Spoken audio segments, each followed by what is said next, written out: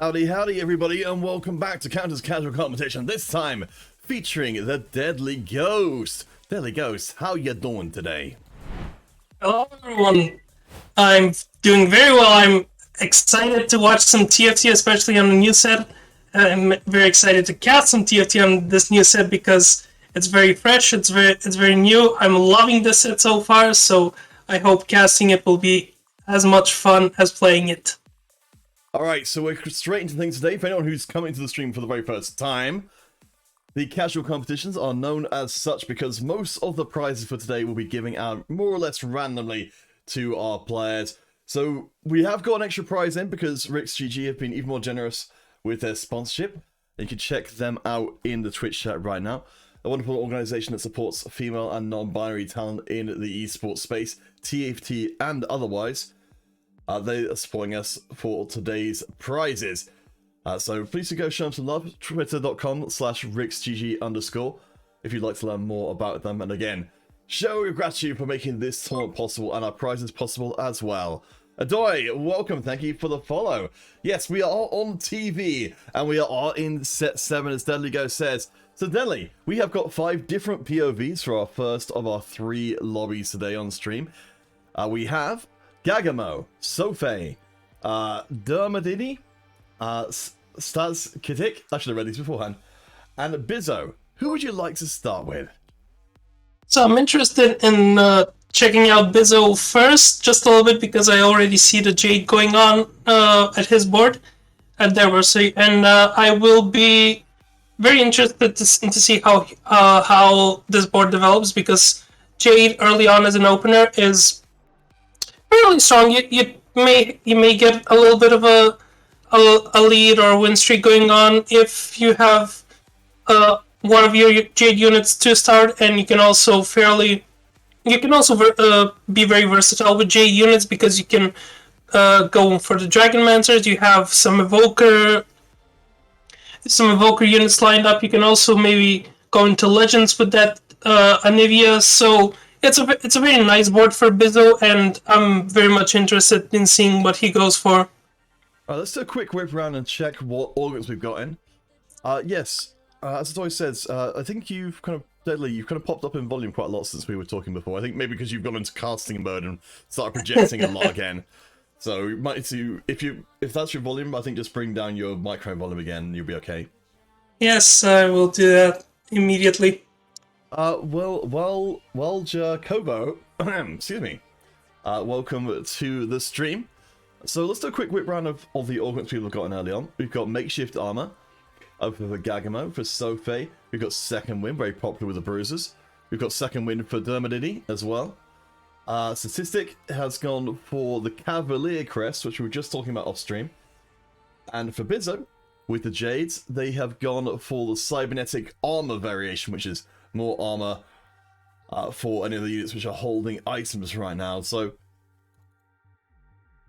I think that should be much better.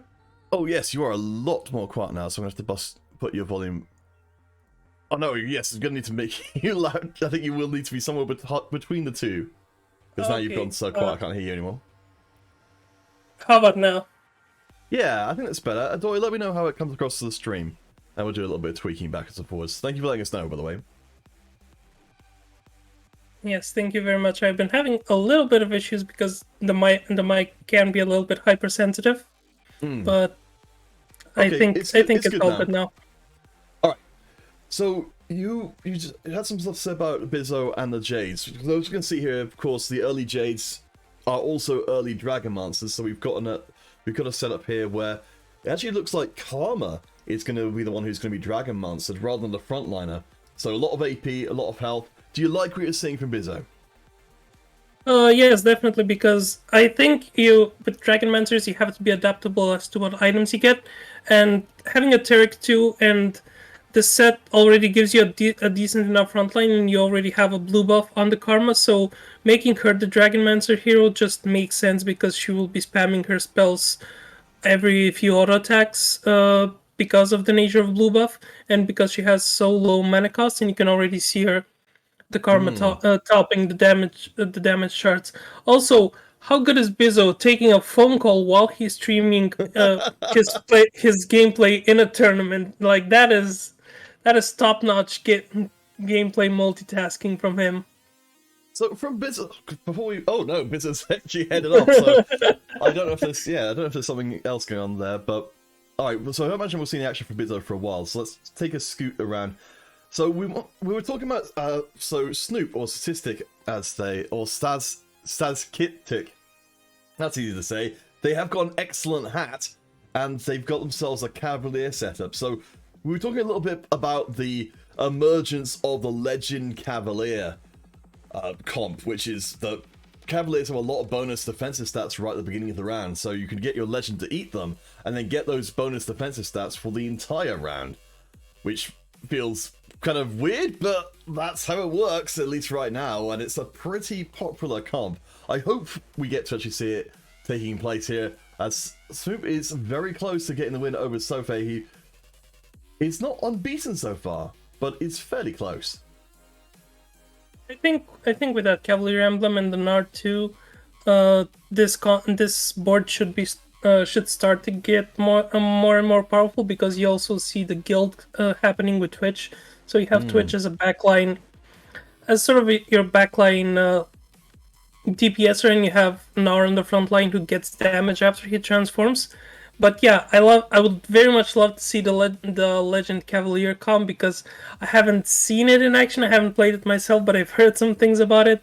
And, having those extra resistances and that extra HP and AP absorbed by the Legend and champions, and you can have your Volibear basically be an unkillable tank and become something of the PvE Volibear, which was extremely broken and very unfun to play against. Yes, I do remember those days. Let's keep working our way around the field, though, because we've got... It feels a shame to miss out on actually seeing all these POVs, since people have been so generous to provide them. So we've got ourselves a Mage Nami comp coming together here. Looks like we've got a decent selection of stuff. I guess the big thing that Adoy is missing here is economy. Yeah, so... However, you do have Astral 3, and so basically you're going to be making economy a little bit along the way, and I think they're holding the Senna and the Shen because of so many people playing the early Rage Wings, so I think it's sort of like a strategy to hold their units not to start them so as to not lose so much. And you see, killing one unit off of Yerka, and if that was a Shen 2 or a different 2-star unit, maybe it would have been a worse. So players often do think about those strategies as well, about how to deny units from them, and also because so many people are playing them, the 3-stars get denied a bunch. Also, that was 4 Namis in one Astral roll, which was extremely satisfying to watch. So you basically have 5 Namis already. Alright, let's keep working our way around and see what we've got. We've actually got a warrior comp, a 4 warrior comp in the field at the moment being scattered out there. We'll see if we can spot who that is. But we're checking with Sophie, who is currently making a good start on the scale scorn. So of course, with Diana and Olaf already on the field, they're getting themselves set up very well for reroll later on. But right now, it looks like they're sacrificing board presence in order to keep their economy afloat. Yeah, so with scale scorns, you don't actually go for a big win rate early on, because of how scale scorns work. You need the 4 of them to actually have a decent amount of bonus damage. You get 50% extra damage, and also you need the bruisers and assassins in for Olaf and Diana to actually start going for a lot of damage. We see the 3rd scale scorn coming up as we see the Twitch screen of death in response to the blue screen of death, which you would get on your PC. Well, one thing I did notice about what Sophie was doing with the scale scorn was that I believe she's already got a spatula. So, if we're talking about transformative emblems like the Cavaliers down for stars down there, that they can get a lot stronger. For Sophie, she can be able to put together an assassin spatula for the Olaf, and then that in itself is transforming what Olaf is capable of. Yeah, very much so. And Scalescorns have two distinct playstyles, so I think Sophie has some options because you can also play the Cavalier Olaf as well as the Assassin Olaf, because Cavalier Olaf just gains a lot of resistances when you're running 4 or 5 Cavaliers, and if you slap a Rageblade and a Bloodthirster on him, he will be extremely strong anyway. So it's basically just a matter of what Sophie prefers to play and what she will get out of her roles. Alright, so last person we haven't checked in with yet, before we start focusing down on more of the game itself, is Gargamo, who is currently the only undefeated player going up against our Cavalier friends from Snoop. Now, what do you think of what Gargamo has been putting together in the early going? Seems like a little bit of a mix and mash of a few units. I'm seeing Mirage Guardians. I'm seeing also a Nidalee 2-star. So I think Gargamo is just basically going for strong boards early on, get a win streak going, and also having 2 Mirage in with the 50% heal, as I saw. If I'm not mistaken, it should be a decent enough comp. We did see the first loss coming from Snoop against Gargamo, but I think this board is going to be something to develop later on. It makes sense, from what we're seeing there. I guess it's only so far a bunch of 2-stars can take you, and I guess it's reasonable to say through stage 2 is fine, but yeah, in stage 3, I guess people are starting to put together not just their own 2-stars, but 2-stars who have good synergies with each other. So it makes sense that things will start to change. Oh, actually, I want to take a quick look at what Sophie is doing here, because they're kind of doing a little bit of a variant on the Legend Cavalier thing, which is using Nico in the same kind of way to steal the Cavalier's stats straight away, and then end up being a lot tankier. Okay, that's actually interesting because we're seeing a little bit of a pivot outside of the Scalescorns into sort of a Cavalier Swift Shot board right now for the mid game. Oh, no kidding. Yeah, it's very decent, and also we see an early Zaya and Varus, and I think those two Swift Shot units together are actually very strong because you have the CC from Varus and the pullback from the Zaya Feathers, which is going to be extremely strong. Though they are 1-stars right now and have no items, so this board will lose a few rounds until Sophie can get to a point where she's level 7 and start to reroll a little bit, then also after Wolves where she can maybe get a Rageblade and an Infinity Edge or a Bloodthirster for that Zaya. So Adoy pointing this out, and it's actually become apparent that yes, it's 2 different players who've done this. So we've got a Recombobulator from Gargamo and a Recombobulator from Sophie. So it looks like they basically swapped comps with each other. We've now got the Scalescorn bruises on the left side, and Sophie, well, I suppose not necessarily swapping to what Gargamo was doing, but yeah, completely changing up their composition as well. So right now, I guess Sophie's the one with more to lose, being on only 60 health. So if this, complete abrupt right turn of composition doesn't work out, she's going to end up being dramatically more punished than Gargamo will be. Definitely so, and I'm wondering why that. I'm wondering why the Nami 2 there, because to me it doesn't look like it's doing a lot right now, other than maybe being a front line for that board. I think I would have preferred the Lilia for that Cavalier bonus onto Hecarim, but I think Sophie probably has something prepared that I am not aware of, maybe. So that's the only thing I'm wondering, and the board is fairly weak right now. So I think Sophie will need to high roll a lot to get that board up to contest for top 4. Oh, for sure. I mean, you talk about the difficulties of transitioning from comp to comp. The difficulty in particular of transitioning your entire comp at once and trying to make it work with the items that you have is always going to be tricky. So leveling up, so we've got the 2 Cavalier coming in. And there we go, the 3rd Cavalier as well. Maybe I don't know, I want to go out too early and say we might be seeing another Legend Cavalier possibility here. But let's pop around the rest of the field and see what everyone else is up to, because we haven't looked at them for a little while.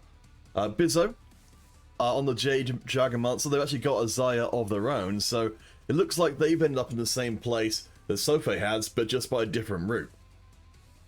Yeah, no, Bizzo already had the 3 Jade to start with, so just completing the comp with a few more Rage Wings is definitely a bit of a less big of a pivot, which we'd say you just received. You have Ash and Zaya already for that double Swift Shot, both giving it a Rage Wing or Dragon Mancer. So it's basically a comp and a bunch of units that complement each other, and it's still a fairly strong board. You see Tiny Titans on Bizzo, but they've still only lost like 18 health, which means even though they've lost a few rounds, they don't lose it by many units. Yeah, I mean, Tiny Titans is very much the tournament player's augment that he almost guarantees you top 4. But, as a second augment here, I don't hate it. Let's keep on roaming around. So, Stas Kittic, currently in 2nd place. I guess they would be probably in 1st place if they hadn't, if Bizzo didn't have the Tiny Titans. So they've got their Guild Cavalier set up. Certainly, Cavalier is seeming very, very popular right now. Well, Cavaliers have received a little bit of love this patch, so they are fairly strong of a board, and if you pair them up, if you give a Cavaliers pet like you have to Nar, who gets that AD, as I've said previously, they can be a very, very tanky bunch of units, and you can also have them deal a lot of damage, because when you have something like the Lilia with her AoE, you have Sejuani who can stun people, and also Nunu is a Cavalier as well, and we all know when Nunu eats you, it's not the most pleasant of times. No, I mean, you're right. There's a lot of flexibility there in terms of...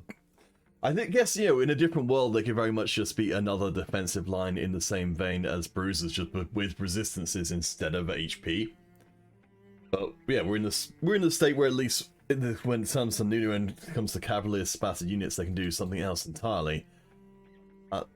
Let's go back and check out Adoy though, and see how they're doing. So they've been in our chat, but also in our hearts, because they are bringing out what looks to be a Nami, well, a Nami comp for the time being. I do wonder if there might be something like an Ao Shin very far down the line from here, but what we got right now is looking pretty okay. They are second from bottom, but their Nami is relatively close to hitting 3-star as the main carrier of the composition. Yeah, also giving Nami two Archangel staffs. We have a Shojin on Nami as well, and you have a massive front line with that Vladimir with the Tom Kench, and you also have Namzi for that extra little bit of front line. So this board, if you get that Nami to 3-star, you will have a very much decent comp, which is okay to top 4. You see it losing now, but after you 3-star the Vladimir, after you 3-star the Nami, after you 2-star your Silas, and maybe that Heimerdinger, you will be getting a very much different board. This board will be much stronger, and that Nami healing, it ramps up exponentially with those Archangel staffs. Oh my gosh, the devastating charge augment leaping out at me here. Yes. For the Cavaliers. I tried it once, I think it was pretty fun, but it definitely doesn't feel like an overly strong augment. Reckless spending there as well, which is another kind of weird one, because there are some augments with specific traits in the set that could, that make you want to play that trait by itself. But there are also some trait-specific augments which you're just kind of, it's okay. Yeah, you have different augments which are better for some traits. Like you have the Rage Wing augment, which Scorch. Yes. they get 90% of rage back after they cast their spell immediately, so it's basically one auto attack and you have them casting again into that rage form, so that's pretty interesting. I think devastating charge, you need 5 cavalier for it to be extremely effective, because you have about 140 armor and magic resist, so you basically have almost a 300% amp on that auto attack. So 5 cavaliers doing 200 magic damage on auto attack, that can be something to ramp up, but something else, not really interesting. But I am interested in looking at Gagamo, who we have right now, because they have a Deja too. That's strong. That is very strong right now. Interesting to see the route they've taken here. The ultimates really tell the story. The recombobulating into an entirely new composition, and it ending up with the, I believe it's the, I can't remember exactly what it is, the Mirage augment, but I believe this is the one that gives you the 90% damage reduction for 5 seconds. Yes. Which, you know, it means you are definitely playing Mirage for the rest of the game. But, I mean, right now, it looks like they're pretty much uncontested with the Deja, so maybe they could have a very strong run to the end of the game. And especially, we're seeing Chinese Nunu being played. For those of you who don't know what Chinese Nunu is Bormog's Sunfire Cape, and you would need Gunblade to finish up this comp. And because Mirages have the trait of healing up when they drop down to 50%, and they have the augment of getting 90% damage resisted. Yeah, hallucinate. Oh, thank you, Gaga. Thank you to Gagamo, yes. Because you have hallucinate and that healing, this comp is very endurance heavy right now, and it can survive a lot of damage. And you also have the Hand of Justice on a Deja, and that dragon is going to do a lot of damage and a lot of healing. Yes, it's describing it as endurance heavy. That's a great turn of phrase. I have to remember that one and steal that for myself in the future. Because, yeah, it's pretty terrifying when you know you've got an enemy front line you just can't do too much of anything about. Gosh, we've been so blessed with so many point of views here today. I feel like we're actually having a pretty decent time actually following all 5 of our players. So let's keep up the good work and go back and check out with Bizzo. So we can see here, and this is a really good chance for me to realize that I need to brush up on the names of all of these Shimmer Scale items, because this is the one which gives you the 15-second countdown to get the Ascension style effect and give you a bunch of extra gold as well. Domination style. Though I can't for the life of me remember what the actual term for the item is. Me neither. I actually should have researched all of those items, but yes, this item is great on a champion like Idis, because you gain a lot of healing, and if it survives, which it didn't this time, your team basically gets a free Ascension, and you have so much extra damage on this board. And you see Bizzo is losing right now, but because of the Tiny Titans, he is still first place. And I love what you said about it being in the tournament realm a top 4 augment, because it really is a very strong augment. I think it's probably one of the strongest augments to go for. And I'm very much loving that board, because he is going to get Zaya too soon, and if he gets that to that Idis too, it's going to be extremely, extremely strong. Well, apparently Yucca is streaming as well. Thank you, Yucca, for letting us know. I don't believe it's called a needlessly big gem. At least I did look up. I think it's a Gold Monster Stone. They might have changed it, to be fair, because they did change things up a whole bunch of times. Let's see. So we're checking with Yucca, who is 6 Rage Ring. So earlier on, we were seeing a ton of players going for Zaya, but I think at least 1 or 2 of those players backed off and decided to go for something else, seeing that it was going to be very heavily contested. Zaya as a carry unit is very strong anyway, and she is probably the strongest for cost carry right now. I can't imagine anyone else being stronger than her right now, other than the dragons maybe, but out of the non-dragon draconic units, she is definitely the 4-star unit to go, because she just offers so much damage and so much stability in her in just being the unit, and because her spell deals a lot of damage, and if you have just a tiny bit of AoE, you can finish up any board, and even if you don't win, you will be still losing by a very small margin, which is very good to have if you're trying to complete your board. Oh, I do apologize, Adore. You were absolutely right. It is needlessly big gem. I was confusing it with the AP item, which is the gold monster stuff. But yeah, I'm gonna have to sit down and revise all that stuff. It's good to see. This is what I do these streams, is help me realize all the stuff which I thought I knew.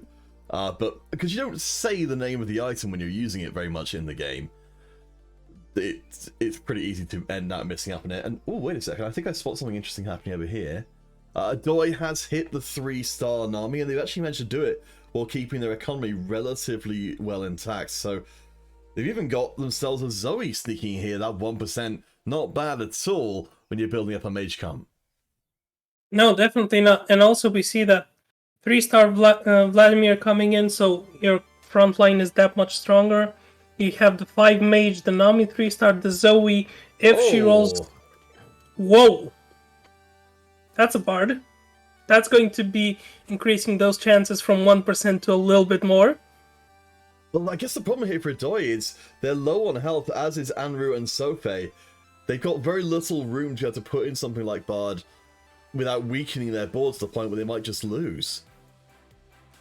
Yeah, and that Zaya too is proving to be extremely strong, so they are 1 life away from losing, because it was a narrow loss.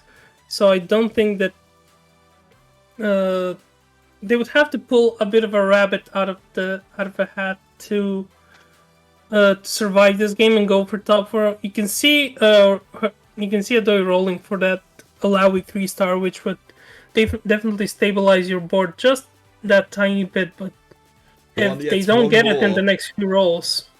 Oh my gosh. Alright, so it will be Mystic coming in, so hopefully for Adoi they'll go up against an AP comp, or they're going to be in big trouble. Managing to find the space in there by taking out the Lulu. Oh boy, hold your breath.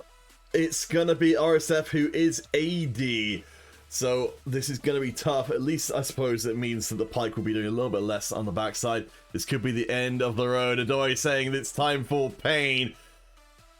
Zoe does a good amount of work, though. I think Adoi might just hold on. Zoom in for emphasis. The set is very low indeed, but he doesn't take that last bit of damage, and Adoi is a sad bee indeed, heading out in 7th. Yeah, it's very sad when you have double Zoe lasers and then she doesn't get to cast. That was the kill ultimate she got later on. So if she had cast that on herself or on the next target for set, the set wouldn't have been to kill the target, and Nami would have been able to heal everyone and basically delete the set from the boarding, delay that annihilation. But sadly, set is too strong of a unit for that board, and we have Adoi going out in 7th. Sophie might be following them in 6th very soon. We've got a good Rage Ring board built up here, including a very impressive Cavalier.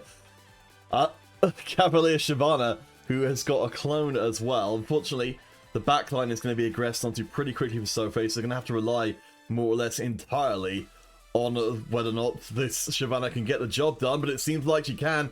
And actually, no, I'm wrong about that. The Zaya survives as well. I think Sophie's actually maybe strong enough that she could push up into top 4. I think so. If Sophie can get that Shyvana to 2-star, I think that board will stabilize even more and actually go towards that, push towards top 3 even, because you already have the Zaya 2, you have 6 Rage Wings, so you have the 50% Omnivamp, the 150% attack speed steroid. So this board is definitely going strong. You have Diorn for the CC, you have Hecarim as well, which offers a lot of CC, and you have Tempest in. So you have a lot of CC coming in from those units. You have Zaya, who is your DPS carry, and you also have a lot of AoE CC with Ornn, Tempest, Hecarim, Nico. So it's basically a delay everyone from going on to Xayah long enough so that she can cast all her feathers and pull them back to kill everything. Alright, we'll see who Surface up against next. We'll kind of work our way up the scoreboard as we go, since we are very close to elimination right now. So the Onyx Spark coming on to Nico will help create more room for the red, or for Shyvana to work specifically. Should be a fairly big pop through. This will be Set's comp from Arise before, which of course took out Adoy. I think this time round it's going to be a little bit of a bigger ask, because the Set is close, but I don't know, we won't even get to see the end of it. But I have to assume that Sophie is likely to survive that one. Yeah, I think so. It did seem like the Shyvana was going to be casting again, and well, no, actually Sophie lost. Oh no! The Set is too powerful once again. Oh my gosh! So RSF totals 2 out of the 3 eliminations so far with Set reroll. We didn't even talk about that, but you mentioned it before we started on the stream, saying that it was a comp you wanted to see. Yes, it's definitely a comp. I actually love playing that comp as well myself, because getting a set 3 with 9 Rage Wing and the 3 Dragon Mancer basically gives you the Dragon Mancer bonus to set, and you have the 9 Rage Wing, which gives you 250% attack speed and the 80% Omnivamp. So if you have a set casting, he basically gains a ton of resistances from his spell, and you get all that Omnivamp with that crit chance which he gets from the Infinity Edge. So he's dealing Mondo damage and healing a lot. So that board is definitely proving to be very, very strong, and I think he's going to be going for that top 2, maybe even top 1 if the Deja cannot kill that set quickly enough. Well, I suppose, yes, that's the whole thing for Gaga, isn't it? The Deja is a sort of a ramping damage threat, building up over time, and also lots of small instances of damage that sort of build up.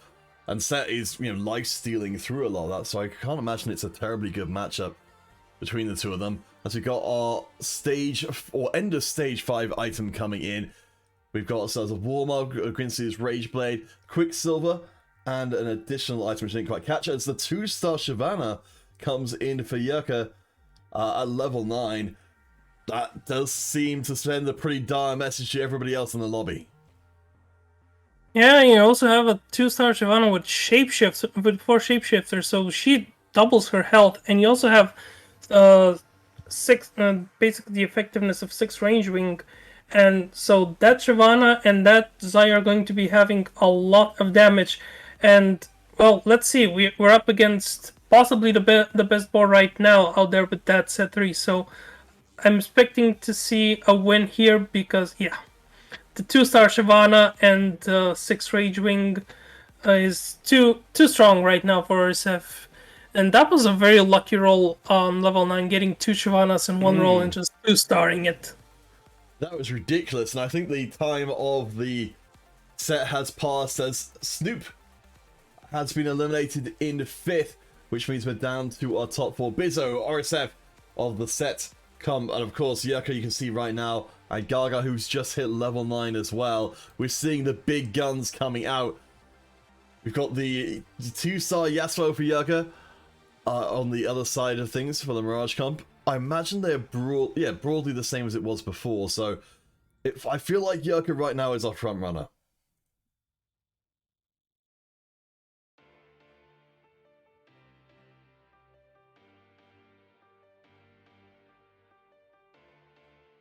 Alright, so let's see how they do. Go up against the... against Bizzo. I thought it was a ghost because their health bar was so low I could barely see them. We've got the Yasuo doing some good work and tearing through most of the comp, and yeah, it's not even a little bit close. Bizzo cursing their luck at Funny Yerka at this point in the game means that they are out as well, and the top 3 remains. So we're going to drop statistics stream for the time being. Try and get our best view that we can. As Gagamo up against RSF, I think RSF is...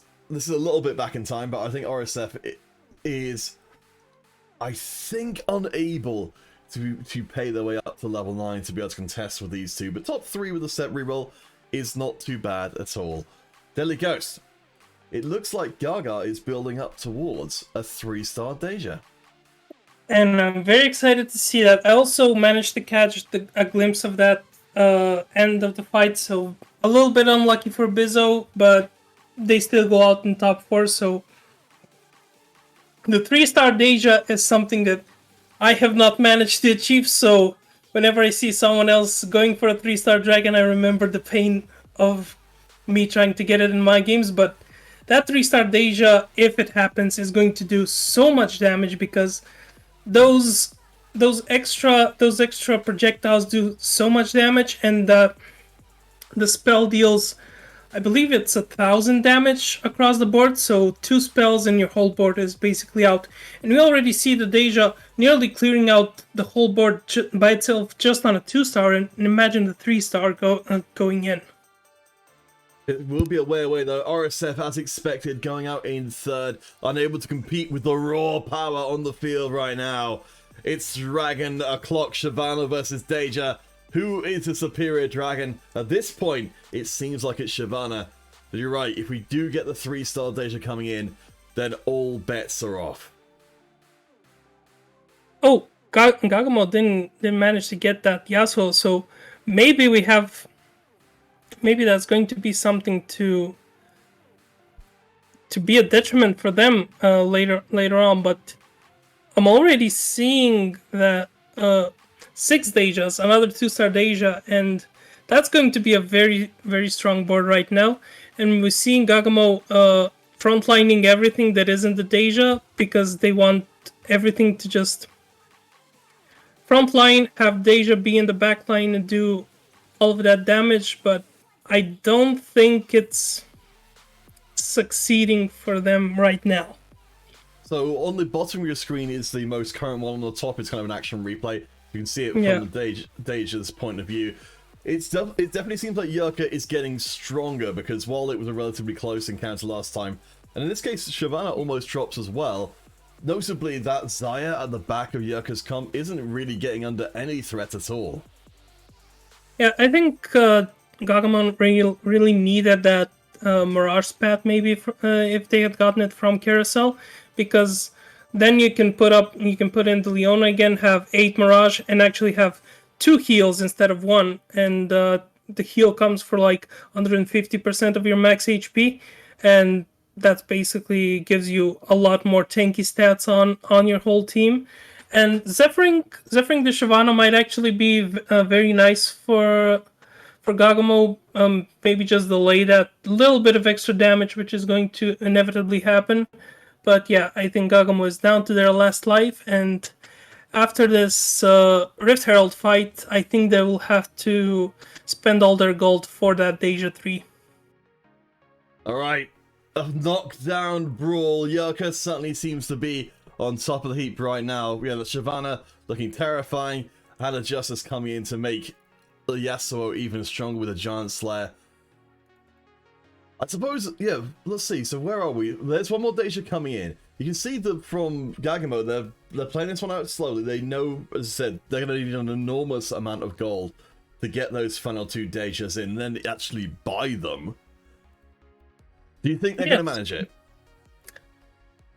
Well, I certainly hope they manage it, because that would make for an even more interesting end of this game. But basically, they have one shot, one opportunity, just to quote Eminem. But if they don't get that Deja 3 right now, I think the game is virtually over for them. Look at what's on Yurka's bench down there. Oh, Our friend Deja is being taken from the pool. The only good news, I suppose, for Gaga is that there's not enough money for Yurka to take a significant amount of Dejas out of the pool. One more is needed. That one Deja that is currently on the bench of Yurka denied from a Gagamo. Oh my gosh. You don't get to hate draft very often in TFT, but in this case, it was almost required. Yeah, it was. I think it was warranted, actually, because Gagamo was holding the Xayah from from Yurka, but Yurka keeping that Deja probably took out the remaining Deja out of the pool, because tier 4 units, I believe there are 12 of them in the slot, so it was like a 9 out of 12 out. So Yurka playing strategically. You can call him maybe an a-hole for holding that Deja, but it's the rules of the game. You can hold units and not be a bit of an a-hole. So congratulations to Yurka for winning the lobby, and I mean, Gagamo still top 2. It's a very nice achievement, and he did very nicely with that pivot. Okay, let's see. I think I'm going to quick checking now and seeing that the score sheet is available for editing, because I do have it locked in a lot of cases. Let's see. So can edit. Let's see. I think that might actually be our first lobby to finish. Yes, it is. There we go. So lobby 4, game 1. So just yes. Let's see. So Yurka coming in first. Oh yeah, this was the. I was gonna see if other people can put the results in, because that was saving an enormous amount of time if that is the case. If not, I'll need to go and fiddle with the permissions for the page. Let's see. Yeah. So, I mean, Deadly, how did you think of that game? Did that match up with your expectations of what we would be seeing today? Pretty much so, yes. We saw a set reroll going top 3. We saw 4 shapeshifters. We saw a Zaya getting number 1, so that's probably along of where I expected things to be right now, because Zaya is one of the strongest units, and Shyvana as a front line is probably one of the strongest units because of that. Because of the shapeshifters and because of the transformation giving her so much extra HP. And she also deals a lot of damage as well, because Shyvana deals percent HP damage, so it's very good to pair up with that Zaya. And also Mirage being so strong, and to hallucinate offering that extra damage reduction helped Gagamo a lot. Alright, I've fixed the result entry sheet, so anyone who's watching and playing the competition, you can enter the results in now, which will mean we'll get onto our next round tremendously faster than we would have otherwise. Yakaroon saying, it is pride to be called an a-hole, so that... Gagamo saying they got, yeah. You actually got the Deja 3, but it didn't combine in time. Oh my gosh. And Sophie, we were really impressed, Sophie, with what you were doing there with the, with the changing things around with the recombobulator. But it's a shame it didn't ultimately work out. But yeah, I think it was a very hotly contested lobby, and I don't think coming low in that lobby was by any means, something to be, to be feeling bad about, because everyone in there was playing really, really strong.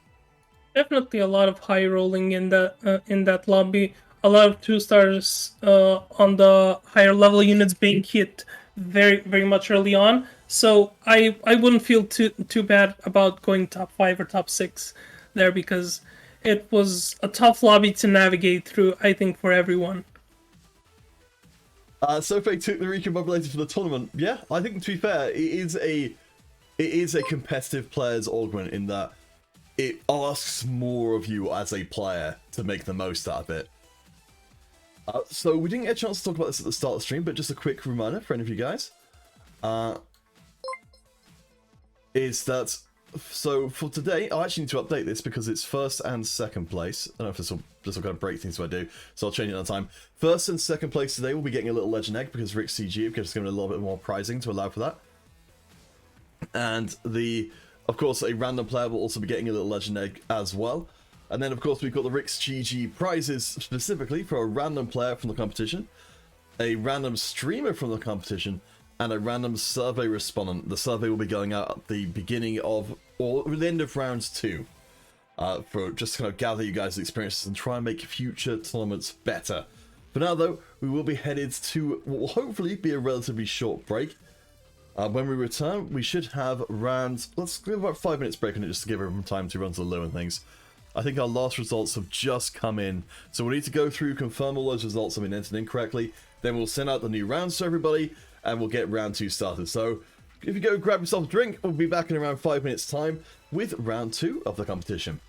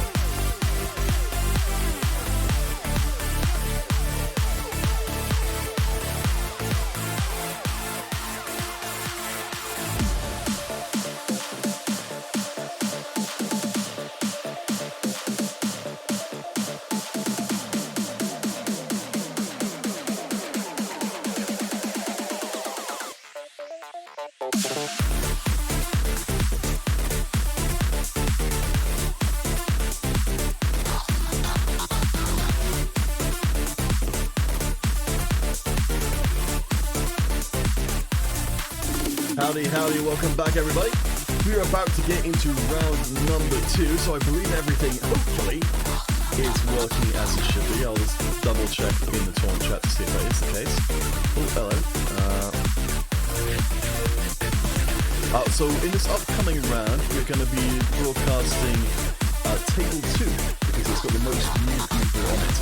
And in fact, we've got no time to talk about it, because we are getting right into the game. So, let's see what these fine folks have got for us. How many people do we have? I thought more than this. I think 2 of those people's streams are actually blacked out, so let's just see if their reload will sort out. Otherwise, I guess we'll just drop them out and rely on the 3 which we have got. Yes, okay, so it's Gagamo, DK, and Tri-Fury.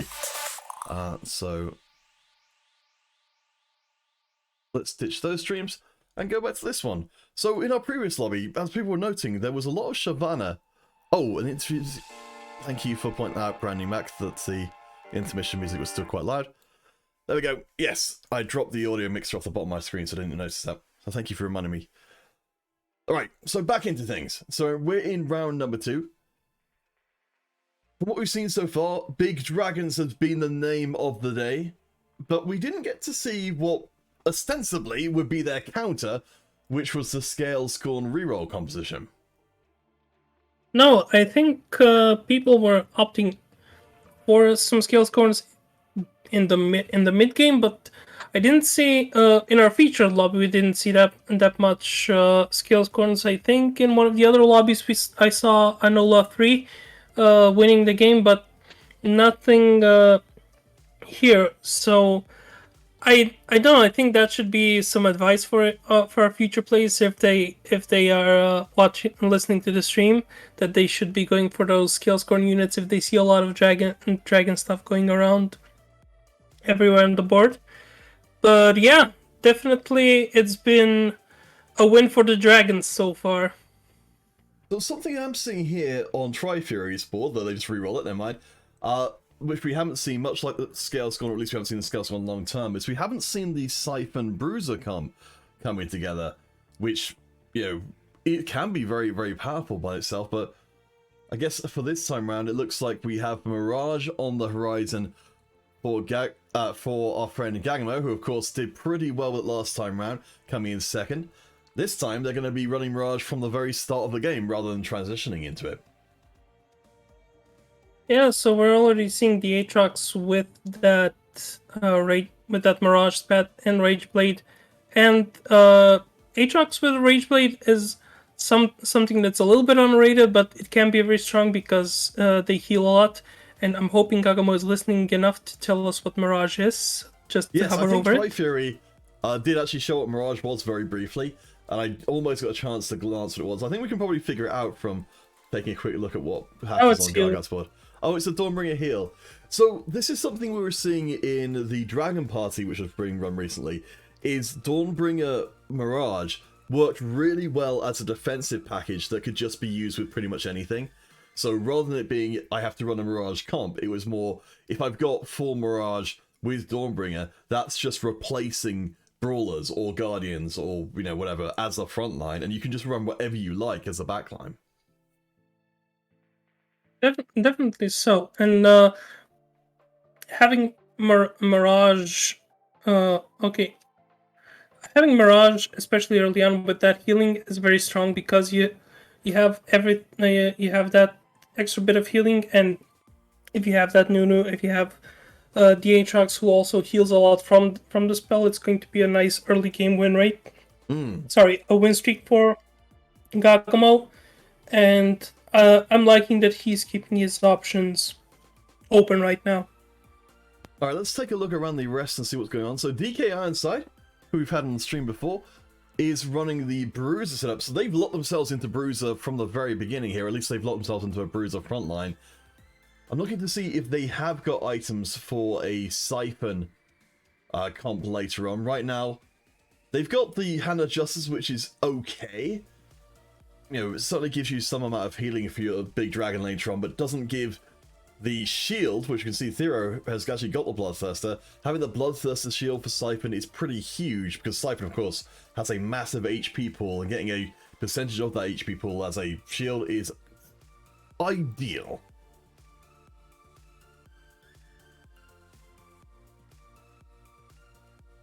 Still, good enough to get DK, that win just there. And we'll check in with Tri-Fury as well, who is bringing out the Dragon Monsters and Tempest as well, and spending down pretty heavily in the early going with the trade sector. Looks like they've got themselves a decent enough setup. 3 Dragon Monsters, 2 Tempests already. But they haven't committed any items so far.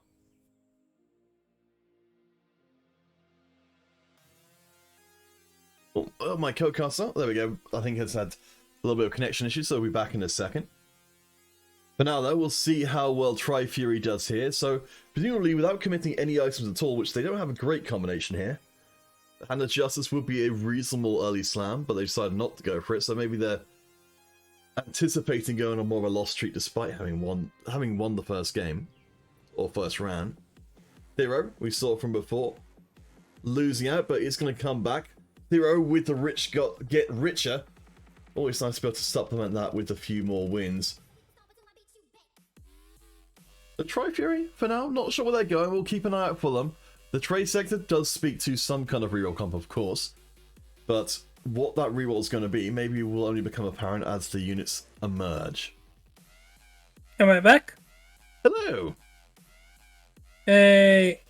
Okay, so apologies for that. My internet decided to basically go boom on me, so I had to reconnect. Yeah, but I'm coming back right now. So, would you mind catching me up on the last thing we saw? So we've been spending a little bit of time like glancing around and seeing. So Gagamo, of course, we saw from before, doing pretty well with the Mirages. They've got themselves a decent setup, though not unbeaten. Only DK and RSF have managed that so far. DK with the Bruiser setup and some good early leveled units in there as well. You can see we got the Bruiser lease in, and a 2-star Skarner friend as well. So looking pretty decent. We've also got Tam Kench there if we wanted. I don't know if DK is planning on keeping around the Olaf long term, because I mean we saw the scale score being teased in game 1, but he doesn't he feels like a bit of an odd one out when it comes to the Bruiser setup, in that I guess he can carry items for Siphon, but he's not, it's quite hard to fit in the scale score and stuff and Olaf as a primary carry. Yeah, not unless you get a few more Bruiser emblems that you can stick on your skill score and units that you can run, for skill score and something else, and go for the 8 Bruisers. But Olaf is probably going to be leaving it because skill scorns require a board without a dragon to actually be effective. So I think that Bruiser emblem is going to be helping them out a lot. And also, Olaf and Siphon do share a pool of carry items that they use. So you're either or on those 2 units. You don't go for both of them. I will keep on looking around and see what else is going on. So, Tri-Fury. Tri-Fury is probably the biggest mystery right now, because they've got the trade sector, but it's not super clear what they're necessarily going for longer term, because they're definitely not tied into this Dragon Monster, and they've only slammed the world's most oppressively generic item of the Hand of Justice. So they could be going literally anywhere. I mean, we could even be seeing a reroll Olaf comp or a reroll Scale Scorn comp from them if they were to get up in levels, but they don't have that much money right now. No, it's not a lot of money, but it is a stable board for now. You have the Shen for the auto attack block, and you have the Kiana 2 for the Tempest and the disarm of the backline. So it's basically going for a board that is a little bit more stable right now, offering a little bit more support for your Elysian and for your Volibear, and also getting that stun from Tempest is just very strong when in every part of the game. So boy, I'm just look at this shot for Tri-Fury. They've got to be really tempted to start horning in on the Bruiser market, since they've now got the possibility of 2-star and a 2-star Lowry at the same time. Definitely. So I would basically be thinking, okay, do I pivot here? Do I go for the bruisers? Do I actually go for them? Do I keep the Dragonmancers? And if it weren't for the already, Oh I guess boy! they gave in to temptation. Well, that's terrible news for DK. Though, fortunately, I suppose at least for the bruisers, you really don't tend to need to get them to 3-star for them to be a functional composition, because you're getting so much of your health from the trait in the first place. But I mean, it's going to mean that Shen, which is the central unit for DK, well, it's going to see, yeah, so their Shen is at 1-star right now, and it's likely to stay that way for a long time, because we've got so many Shens being taken away from the pool. Yeah, it is going to be a little bit like that. And Shen is a unit that fits in a lot of places. It fits into warrior comps, into bruiser comps, into a raging comp as well. And also, the spell that Shen has is probably one of the strongest spells, because being able to deny auto attack damage or on hit effects to any unit for a few seconds is definitely something very strong. Or even later on in the game when you're going up against maybe a Zaya or a 3-star Yone. Well, I mean, one of those big auto attackers is going to be Garga's Deja, who is not completely undefeated, but is fairly close. DK, of course, the only one maintaining that honor. Coming into stage 3, we've got our augments coming in there, so we'll see if anyone's got any augments which are going to be defining. Exiles for the bruisers, not going to get taken in favor of second wind, that big old maximum health heal. Yes. Wait a second, we got 7 Mirage come in for Gaga? Are we going to see an 8 Mirage game? We're definitely going to be seeing an 8 Mirage game. They're only missing Yasuo right now, and also a first aid kit to also amp up that healing that the Mirage get. So on 8 Mirage, you're going to be getting double heals for 150% of your HP, but if you use a third of that, you're getting 200% of your HP healed. So basically, your front line is going to be tanking twice its HP, 2 times. So that Deja is going to be doing a lot of damage, and it's going to have a lot of time to just smack all of your backline units. Well, the most upsetting thing about that is that anti-healing isn't really going to be effective either, because they're over-healing with the Dawnbringers by such a large margin that even if you were to halve that by, bringing out the Sunfire Cape and Rellos, it would probably still be a full heal. Yeah, so it would be from a 400% HP heal to a 200 if you halve it down. So it's still quite a lot of healing to come.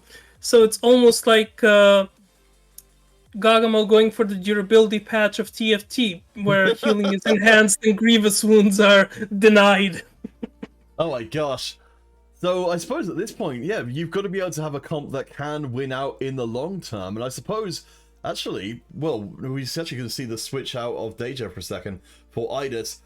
The Shimmer scale items will presumably be one of the options that could potentially overcome this kind of level of power, because, of just having such a high cap in themselves. The Shimmer scale items able to get you up to, those 80 gold, for 80 AP or 80 attack speed.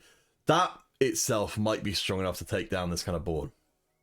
Yeah, I'm thinking that probably might be the only board to be able to do it, or if you have something like a 2-star Zoe or a Mage Aurelian Soul to just burst out the whole board, would be the answer to it. So definitely not unbeatable, but I will be very excited to see what Gagamo does later on. The Tri-Fury running into a little bit more trouble here, So I love this setup here from Tri-Fury, actually. They've gone for the Pandora's Bench as another way to kind of re-roll 3 additional units every turn. I still am unclear as to what it is they're going to end up re-rolling into, but I like the sort of methodology, even if I have no idea where the destination is. You can... the thing that is very powerful around that augment is that it becomes so much stronger as time goes on, because if you get a 4-cost or a 5-cost unit there, it can actually recombobulate into a dragon. So one time I was playing against a board like that, and someone put an Ornn 2-star onto the Pandora's bench, and it turned into a Siphon 2. And basically, I Oh, was going up against wow. 8 bruisers. That is So wild. so yeah, that is the strength of Pandora's bench, and I'm hoping Trifury gets the late game so we can maybe see some dragon action and dragon Pandoras going on. I haven't really explored it that much myself, but that's a really good point. So we are seeing... So, okay, so right now we've got 3 costs rerolling there. Initially, my thought was maybe we were going to be seeing a Volibear reroll, but given the fact that Volibear is one of those being rerolled, that's evidently not the case. Maybe a Lee Sin reroll instead? Yeah, Dragonmancer Lee Sin, if you stick a Titans on him right now with the Jewel Gauntlet and the Hand of Justice, you basically have a very strong unit with the Dragonmancer who is going to be basically kicking your team away a lot and doing massive amounts of damage. Though I So suppose that's a big thing with the Lee Sin comps though, is talk about the damage amount. The difference between a good Lee Sin fight and a bad Lee Sin fight feels like it's so dependent on how the Lee Sin is positioned relative to the opposing team. Can he kick someone back into a clump of units and just kill everyone at once, or does he end up just kicking one person away from the rest of the team? yeah, that's basically the whole point. It's a lot to do with positioning, but also RNG has a little bit of a play in it. But I'm seeing a 2-star Anivia, so if that turns into a 2-star Lee Sin for Trifury, Oh it boy, may yeah. be the quick road to 3-star Lee Sin. I think it had never occurred to me actually that yes, that you can put in the 2 stars in there and get the immediate rerolls. Because I kind of looked at that and it sounded like it only worked with with 1-star versions, but you're right, the possibilities feel endless. Up against Gaga right now with the Mirage. So we know these Mirages will stick around for an awful long time. The Deja at the back, of course, will be scaling up with the Quincy's Rage Blade to take advantage of the extra time. And right now for Tri-Fury, they even actually got a kickoff directly into Deja, but it only took about a third of the health off. Yeah, and you saw there, people were trying to... the other units were taking chunks away from the Deja, but it didn't help, because that Deja healed up almost instantly, and it was very strong, but that board is going to be scaling up very nicely for Gagomo, especially as he 2-stars every other unit on his board. Let's keep our eyes abreast of what else is going on, though. So for DK Ironside, they've got themselves their Bruisers from 4. They have got a Siphon on bench. And they've got 2 Whispers in right now. They go straight up to, well, presumably up to 4 Whispers. If they swap it in for the Thresh and 1 more. Yeah, looks like a pretty solid chance. I guess maybe they're waiting until the Siphon hits the 2-star. Because right now, they've got themselves a pretty good Lee Sin carry who's doing most of the actual damage on the comp. Yeah, the Lee Sin with the Rage Blade and the Hand of Justice is going to be casting fairly frequently, and I like this positioning for DK because your Lee Sin is going to take just a little bit more time to come in, and the board will be spread out for whoever your opponent is, so that way you can have a better chance of kicking a unit into multiple members of the opposing team and have that extra damage happen. However, I cast a curse myself as he kills the unit and doesn't get a chance. There we go. That's the kick I was looking the second for. kick was a lot more Yeah. impressive. It's a little bit of a shame when that happens, where like you end up killing the unit with the ability, so you don't end up getting the effects of the ability. I think that's something that has been allowed for with Nami, that I think if the unit dies while she's casting, it will then just carry on bouncing like the unit was still there. But not the case apparently here, as it's prismatic time. We've got Verdant Veil on multiple people's, but we've got the golden egg. So I don't know if you were here for when this happened originally, Deadly Ghost, but if a player is able to hatch the golden egg on stream, which might actually be a lot easier now in this set than it was in the previous one, they get the title of the golden egg on the Discord server. Ooh, I've actually seen that I've actually seen that one in the Discord, so I was wondering whoever could maybe hatch that. But I see that golden egg actually has a few rounds to go through, so maybe Gagamo can hover over it and see how many rounds we Well, would I think need. they, That's 10 yes, rounds. so it's 10, but you get a bonus if you win a round. So that's a tough ask when you've basically given up a prismatic augment with nothing in exchange, but we'll keep our eyes out and see if that egg comes through early. Against Kek Sovny, who has, actually, we haven't seen too much of this comp so far. A Varus reroll comp, they've hit Varus 3-star, but the front line collapses really quickly, and you can see that the Mirages start to get into the back line almost straight away. Yeah, so I think this is still going to be a loss for Gagamo, but not as big as someone else would be getting because of that healing and because Nunu got onto the backline. But this board from Kekasovny is actually very strong because you have 4 swift shots, you already have a 3-star Varus with items, you have a 2-star Zaya waiting to get items from this dragon, so that's going to be a board to look out for. And oh wow, that's in Mirage Nico. That's going to be a lot of AoE stun. Oh boy. I think you're right. You know, for Kekasovny, I think I underestimated just how crazy the swift shots get, even when the front line collapses, which you think should be kind of the end of things for that kind of competition. You know, if you don't have a front line, you don't have the distance to get the swift shot off.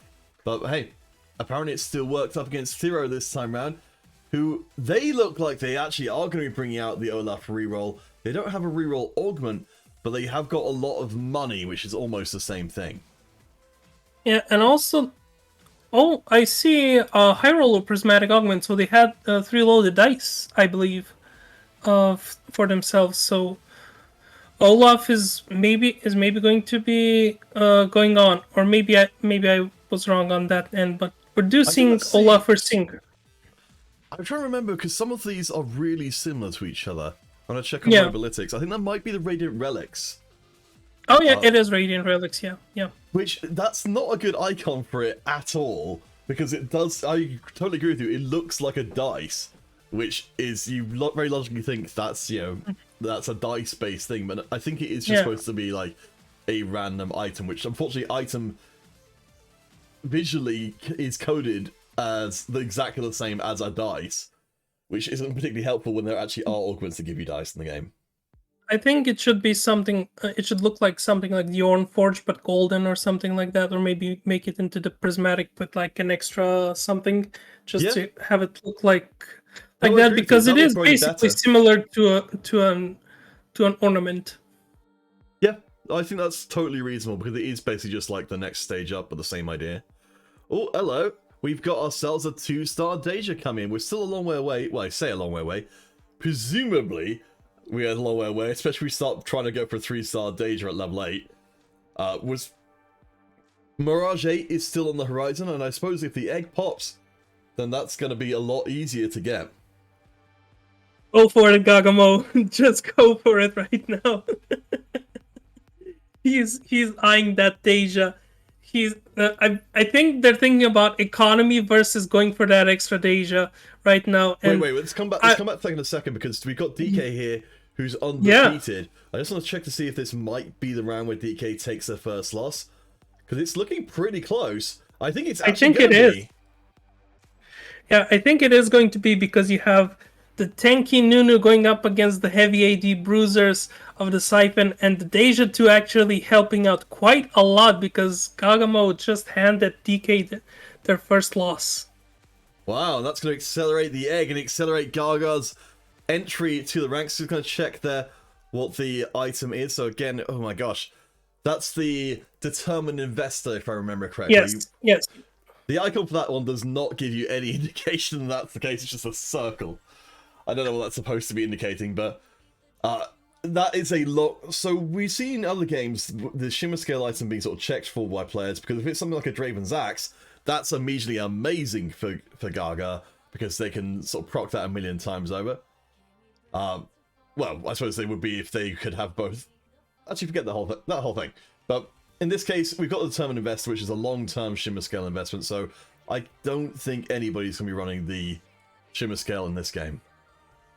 No, I think if you get early, determined investor early on, if you get, a Volibear in the early game, you can maybe go for determined investor because Diamond Hands as an item later on scales very nicely, and it is quite strong for the late game because it offers that invulnerability for a few seconds. But yeah, getting it later on, sort of in the late game right now when you're at Dragon or after, is not worth it. At least not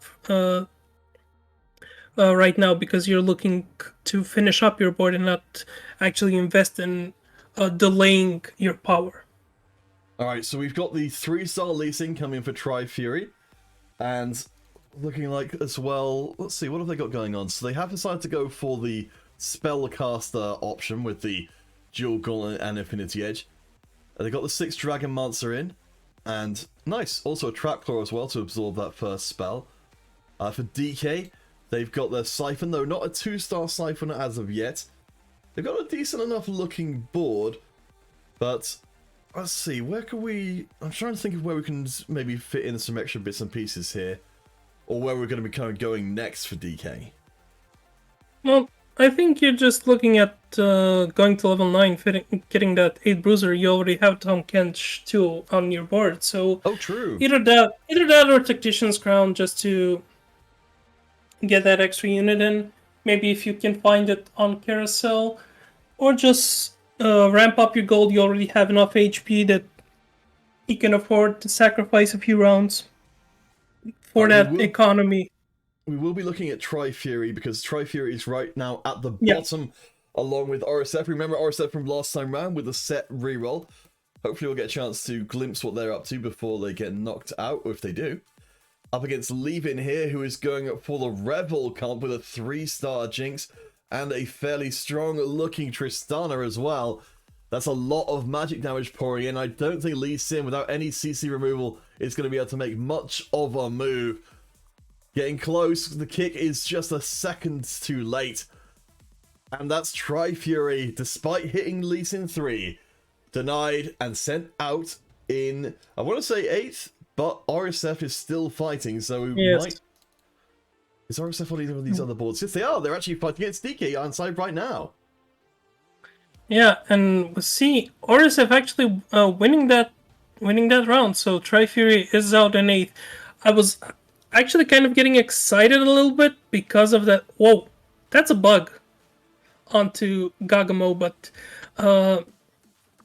just going back, RSF invested a little bit, and Tri-Fury had that Lee Sin, and it was doing like 2,000 damage per kick, but it wasn't enough because that Tom Kench tanked everything like a boss and just eliminated Tri-Fury. Alright, so we're down to our 2 POV players. Let's check out what Deja's doing here against Levin. So, what's your stance on Rebels at the moment? I mean, certainly we've got what looks to be the strongest version of that kind of comp. With 3 stars in for Jinx and Tristana. It's a lot of damage, but it doesn't seem to, like we saw before, have a lot of backline access unless you kill absolutely everything on the field, which they did do here. Gaga. Oh, I'm about to eat my words. I thought the Rebels were going to take the L there, but Gaga actually gets smashed pretty heavily. Yeah, the Tristana, because it has a lot of damage amplification from that. I forgot the item's name. Oh my god, the sword and bow one. Oh, Giant Slayer, yes. Yes, from Giant Slayer, because everyone on the front line has a lot of HP for Gagamo. The Tristana was able to do a lot more damage, and Cannoneers plus Revels is actually a good comp to play into a little bit more tankier frontline, because you get that extra little bit of oomph onto them, so you can kill that front line, so Cannoneers don't carry too much if your targets have a little bit more HP, especially not if you have a Giant Slayer. Up against Zero here for Gaga. A chance for another elimination, as we've got a fairly top-heavy lobby here. Force City, Lolot coming 8th in that game was a bonus. Wait, Force City, are you playing under a different name? Zero is going to be out of there. as Keksovny stays alive in 5th. So we've got ourselves currently the two main hitters of Gaga and DK up in the 50s, and then everybody else languishing much further back. Rocklet just below 40. But for Levin and Keksovny, I think the battle for top 4 is going to be extremely strong. Definitely is, and also I want to mention that Gagamo hatched that golden egg and received the relic claw, which grants everyone extra HP and also protects your whole team from a negative spell, I believe, from a CC effect. Maybe Gagamo can hover over it just to refresh our memory on what it gives, but I think it protects your whole team and grants everyone 50 extra HP. Yes, I believe you're right, and that is also going to be a very well earned special title. I don't know if we're going to have to start making it that people have to win a game with the golden egg or something, because otherwise we're going to end up with like 1,000 golden eggs on the server. But for now, Banshee Silence, yes.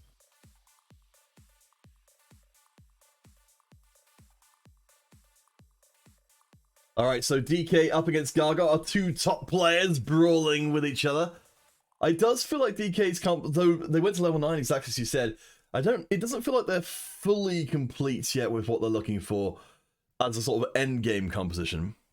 No, I think DK leveled up a little bit too early because I see all of their gold gone and not a lot of 2 or 3 stars going around, because I would have loved to see maybe a 2-star Yasuo, a 2-star on that Siphon, and it's very much a little bit of an incomplete board for me right now, and because you don't have that extra oomph on Siphon from the 2-star, you don't get the extra damage and the HP, and also I would love to see if DK can get to 2-star Siphon and 2-star Yasuo. I think they will be able to contest Gaga for that top spot, but otherwise this board right now is bleeding out too. The power of Gagamo with the Shyvana looking pretty scary. Though we do see already, I think the Giant Slayer coming in for the Siphon. They are doing a respectable amount of damage for a 1-star dragon. Going onto the back line and able to chew eventually through. Well, I suppose you have the knock-up onto the Varus was crucial there. Keksovny is out! Yes. And look at the damage graph there. We weren't even talking about the Yasuo with 2 items. Are they really doing 21,000 damage? No, that's the Teemo passive from set 5. Of course it is. Yes, it's the Cruel passive, because if you have the last unit on board, you deal about 15,000 true damage, I believe it is. So you basically one-shot in that unit, unless that unit is a legend Volibear with 40,000 HP. Okay, right, yes. I got thrown off. I haven't played a lot with Yasuo. I've been beaten up by it plenty of times, but I never clocked the damage graph afterwards. But phew, good thing you pointed that out. Otherwise, I'd you end up coming that on the broadcast, and I look very silly. Oh, hello. We've got. Oh my gosh, what a shop that you can't afford either part of. Wow. Okay, no Ornn 2, but a upgraded Yasuo. I think a choice was made there, and I think DK opted to go for the Yasuo 2 instead of the Ornn 2, because Ornn 1 and Ornn 2 don't have that much of a difference, except that Ornn 2 has a little bit more of an extra HP, so I think it's the right choice for DK, because Yasuo 2 amps up his damage a lot more than Ornn does, so keeping that Siphon on board is still great for them, and we can already see that Yasuo doing a lot more damage.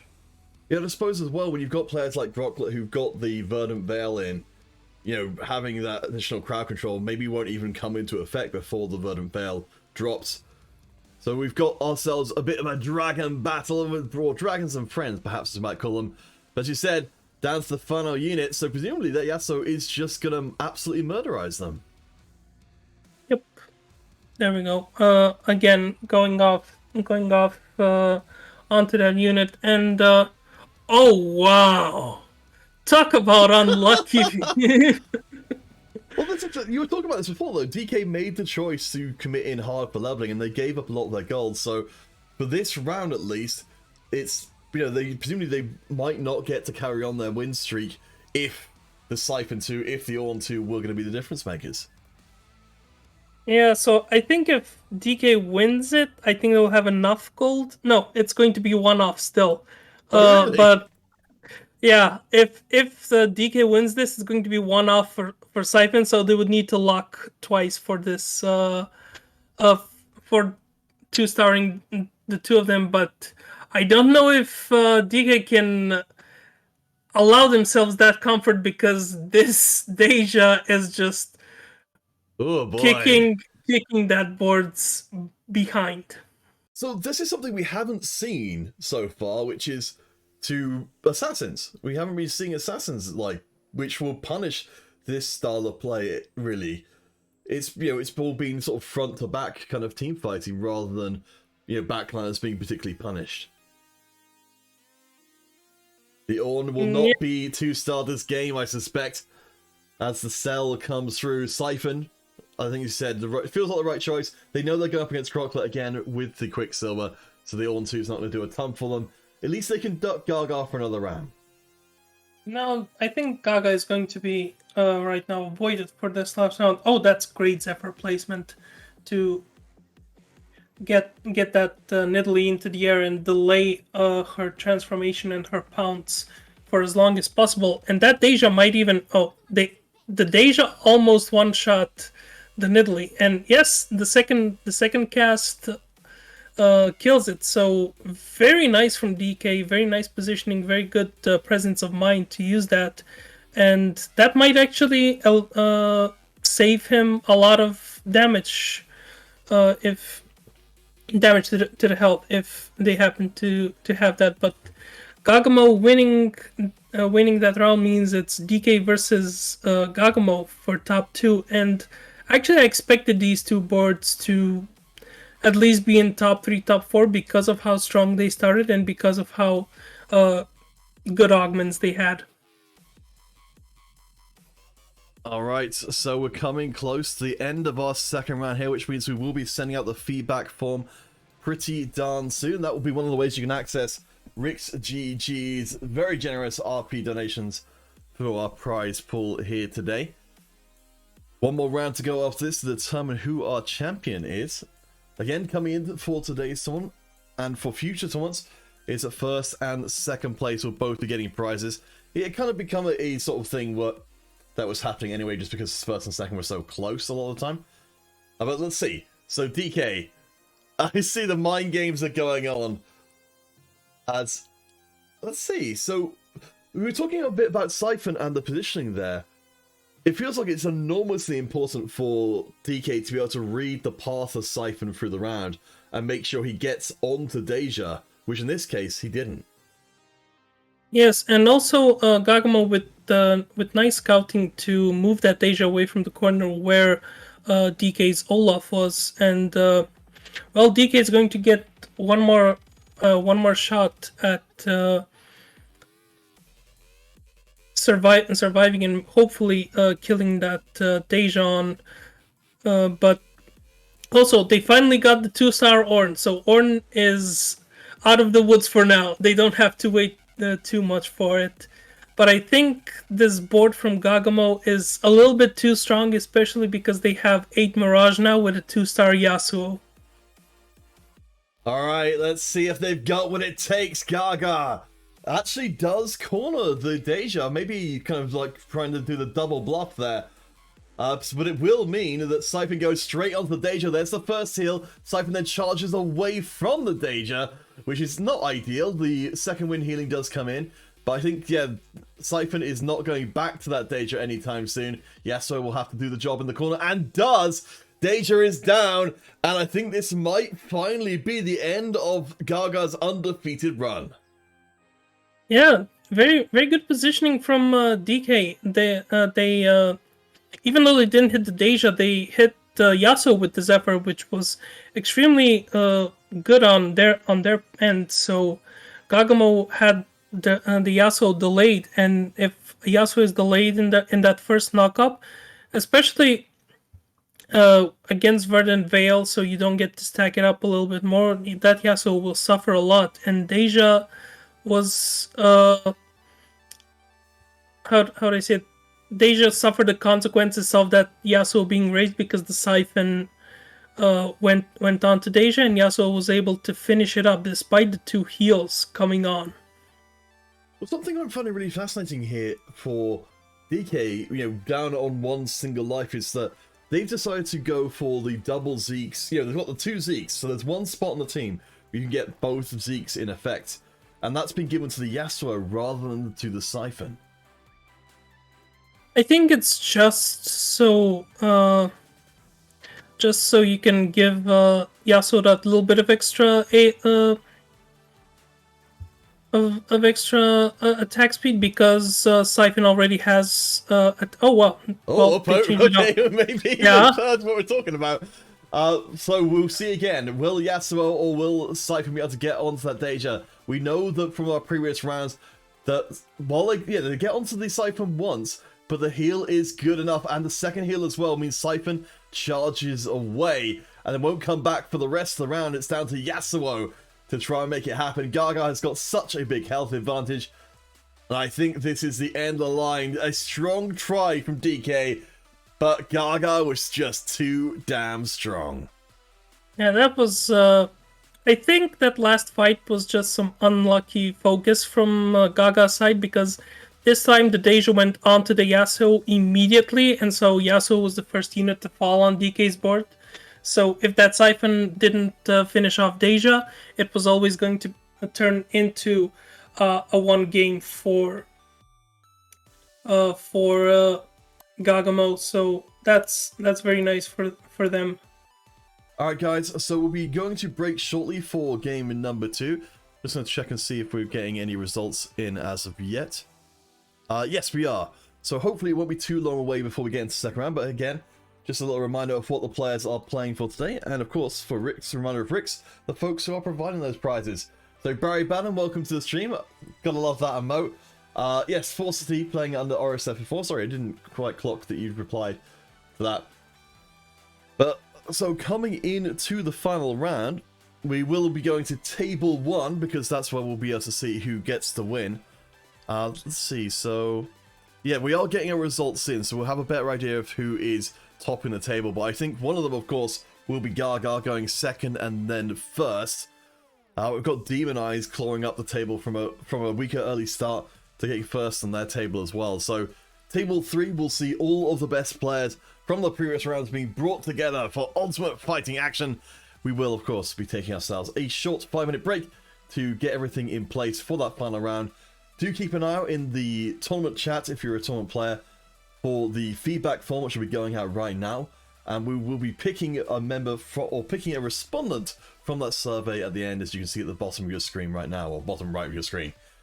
But now though, myself and Deadly Ghost will return one final time for our last round of today. Do bear in mind as well that we will be having a tournament next week. So that's outside of our normal schedule because of my kind of scheduling things with different kinds of work. So we'll be having this week and next week, then we'll be having a little bit of a break afterwards. So the 25th, that's next week, will be next tournament. For now though, we'll catch you guys on the other half of the break.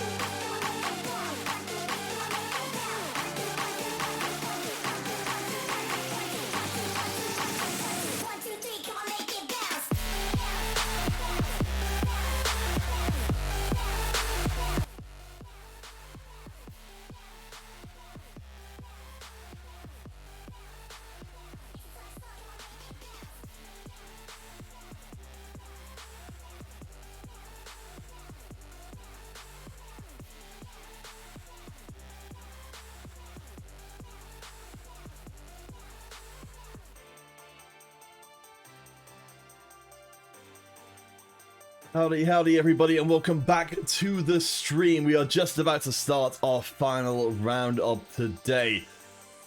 Alongside me is Deadly Ghost to bring things to a close here.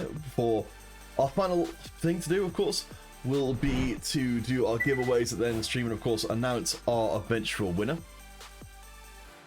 So, of course, you can always check that out for yourself. We've got the scores. I think, yes, we have got the scores up to date, so nobody has made it through the tournament completely undefeated so far.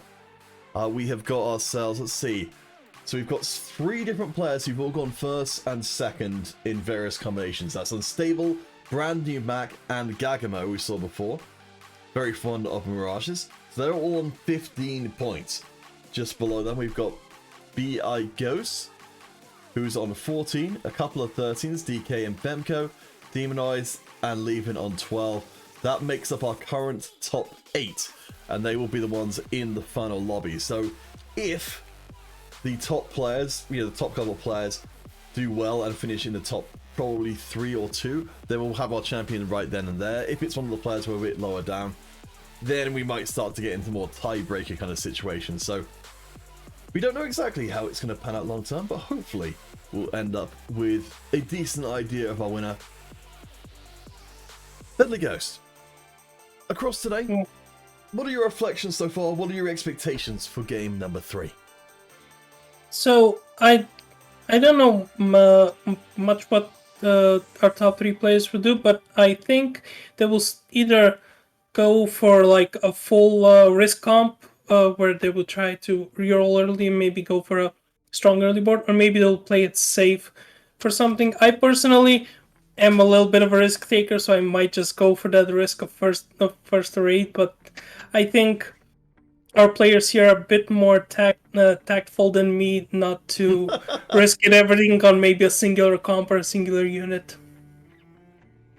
Oh boy, I mean, it's certainly, I think if you're in the, if you're kind of 8th right now, I definitely think you need to be playing 1st or 8th kind of style play, because the only way you win is by, you've got to get 1st yourself, and also you need the people who've got the previously high scores to ideally come 8th, or as low down possible, just because otherwise you may not get enough points. If the person who's in 1st right now, or several people who are in 1st, gets 2nd or 3rd, that's probably still going to be no good for you, even if you do come 1st. Demonized can't do a yodel last game anymore. Tragedy, really. It's a tragedy. What's our closest approximation right now? Is there like a sort of... Astrals! It's an Astrals, yeah, probably. Astral. I think, a 6 Astral game. Unstable, thank you for the follows. Yeah, so I think Astrals is a little bit more unreliable though, because unless you have maybe if you get Mage Portal actually, whether after each combat you get a mage unit on your board with Astrals, then you can have the ultimate Yordle combination. But I think Astrals by themselves can be a little bit unreliable, because those shops, maybe if you're missing a 1 unit to get that 3-star and you don't get it, and you just roll the last bit of your gold, you're stuck feeling a little bit hopeless or sad. And I think that's where Yordles and Astrals are a bit more different. And also Astral units get to be fairly contested, I think, because everyone goes for an early Nami or an early Mage comp, or you can also have something like allowing a Bruiser comp or Nidalee a Shapeshifter, so those units can get contested quite a bit.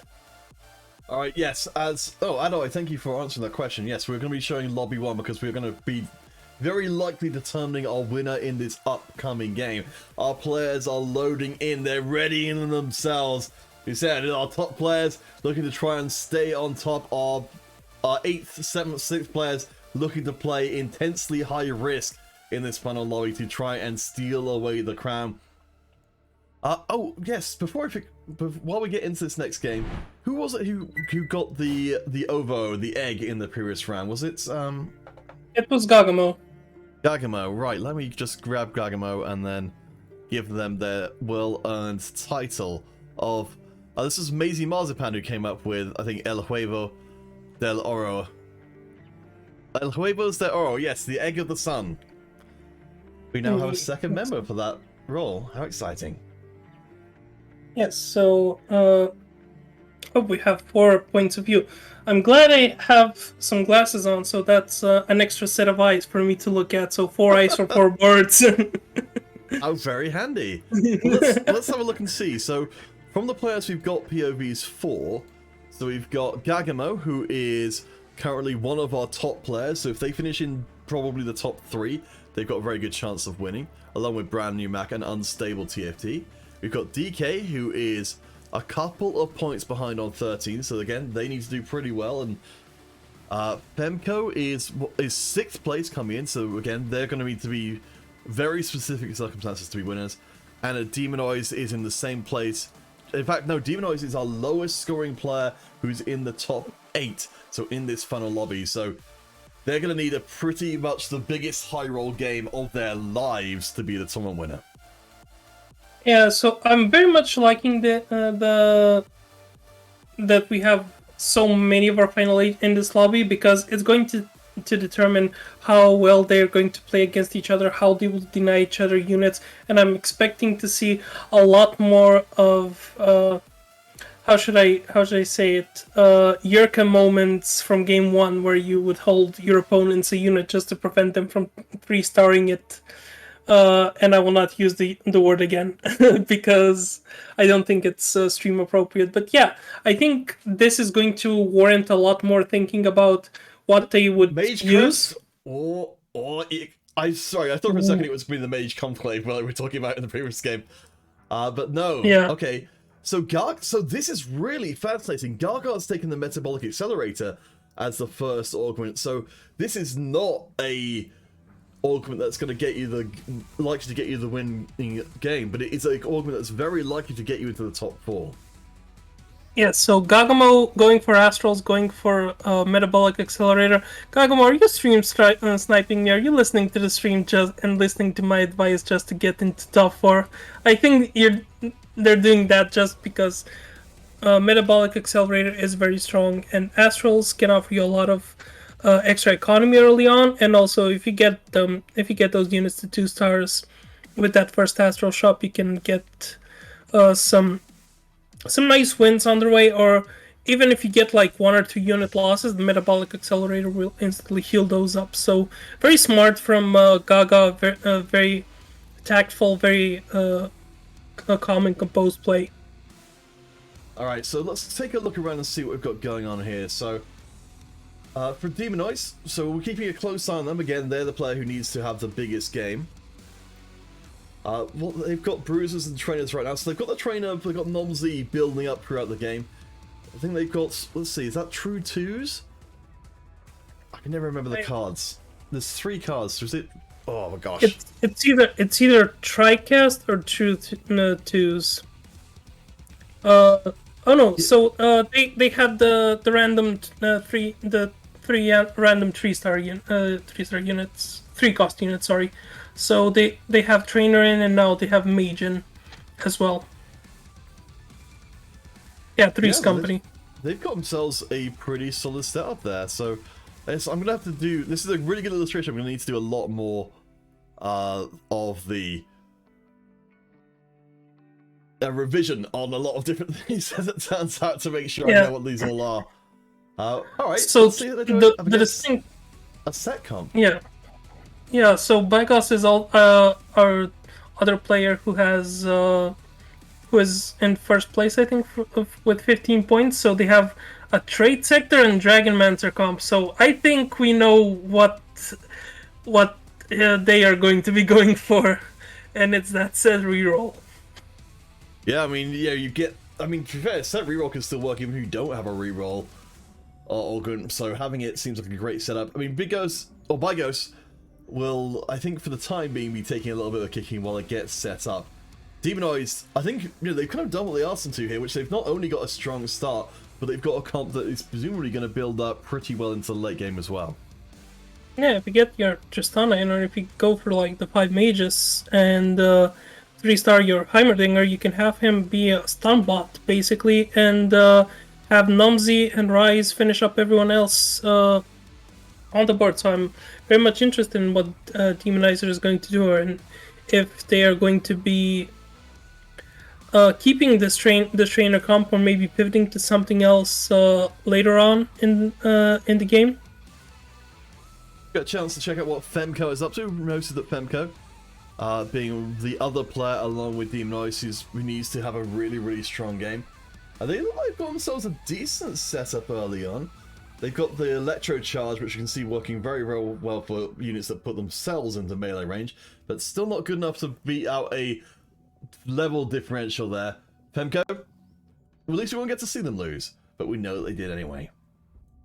Yeah, so DK being the only one keeping to 100, and I think this is something that DK has done consistently throughout the tournament. They know how to keep a win streak early on and just save a lot of that HP going into the game early on, because up until like the Dragon, DK was first in that last lobby with 90 HP, so good HP management for DK, and I think that might be what ultimately can get him into the top 4 and contest the spot for winning the whole tournament. So let's scope around and see what. So Gagamo currently second from bottom. They've got the Astral reroll. Well, at least they did have the Astral reroll. It's looking like maybe there's some thought of turning this into longer term a Olaf comp. I mean, we've got the Olaf up front dying right now. We've actually got all the Astrals being sold, so I think apparently we came here at the right time to see this composition come together. I'm seeing a spat and I'm seeing a cloak, and I'm thinking, will this turn into a triple Mirage comp for Gagamo? Will he go for the salty run back? Oh gosh, we haven't seen the. We were talking about this in game 2. We haven't seen assassins really at all, and I think so. A large part of that is probably because we haven't really been seeing the Scale Scorns coming to the center, who of course are really the assassin comp at the moment, especially if you can put together an assassin emblem for your Olaf. Demo right now, I mean, we don't know quite how many stacks they've got on their Olaf, but I imagine it's going to be quite a few since they've had them in there for. I think they've high rolled their Olaf earlier on. They've had them in there for a while. Yeah, having an Olaf, especially with Scalescorn going on a little bit, and we see getting that cane.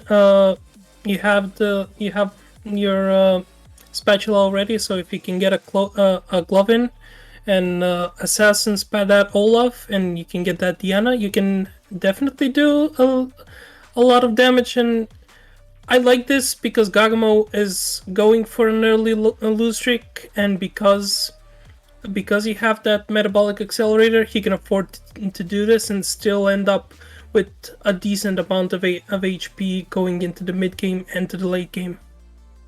So I always used to be of the opinion that, you know, picking up metabolic early on felt like a bit of a troll thing, because you're giving up any kind of board strength you might get from your augment in exchange for just a little bit of healing. But what I'm seeing Gaga doing here really well is their losses are relatively minimal. So, you know, they're threading a line really well between loss streaking but not taking so much damage that the metabolic accelerator can't sort of effectively mitigate most of the damage. So yeah, that's basically what I wanted to what I mentioned a little bit early on, because if you can get some 2 stars early on, or you can get a decent comp in that will kill a few of the other units around, you have a very effective board, and Gagamo is definitely doing that because you're not losing too much HP. You see, only lost about 20 HP after losing all 5 rounds, which is very nice for him. And after this fight, I think they will heal another extra 2, so back to 80 life, and that is not a lot to lose in the early stages, especially if you're going for that loss streak to ramp up that economy later on. We do see Gaga. Okay, I was wondering for a second we might see another switcheroo, but no, it's going to be just the Scale Scorns coming in with the assassins. So it looks like Gaga is setting up for what we would expect from a Scale Scorn reroll competition, which is assassins and the Scale Scorns being put together piece by piece.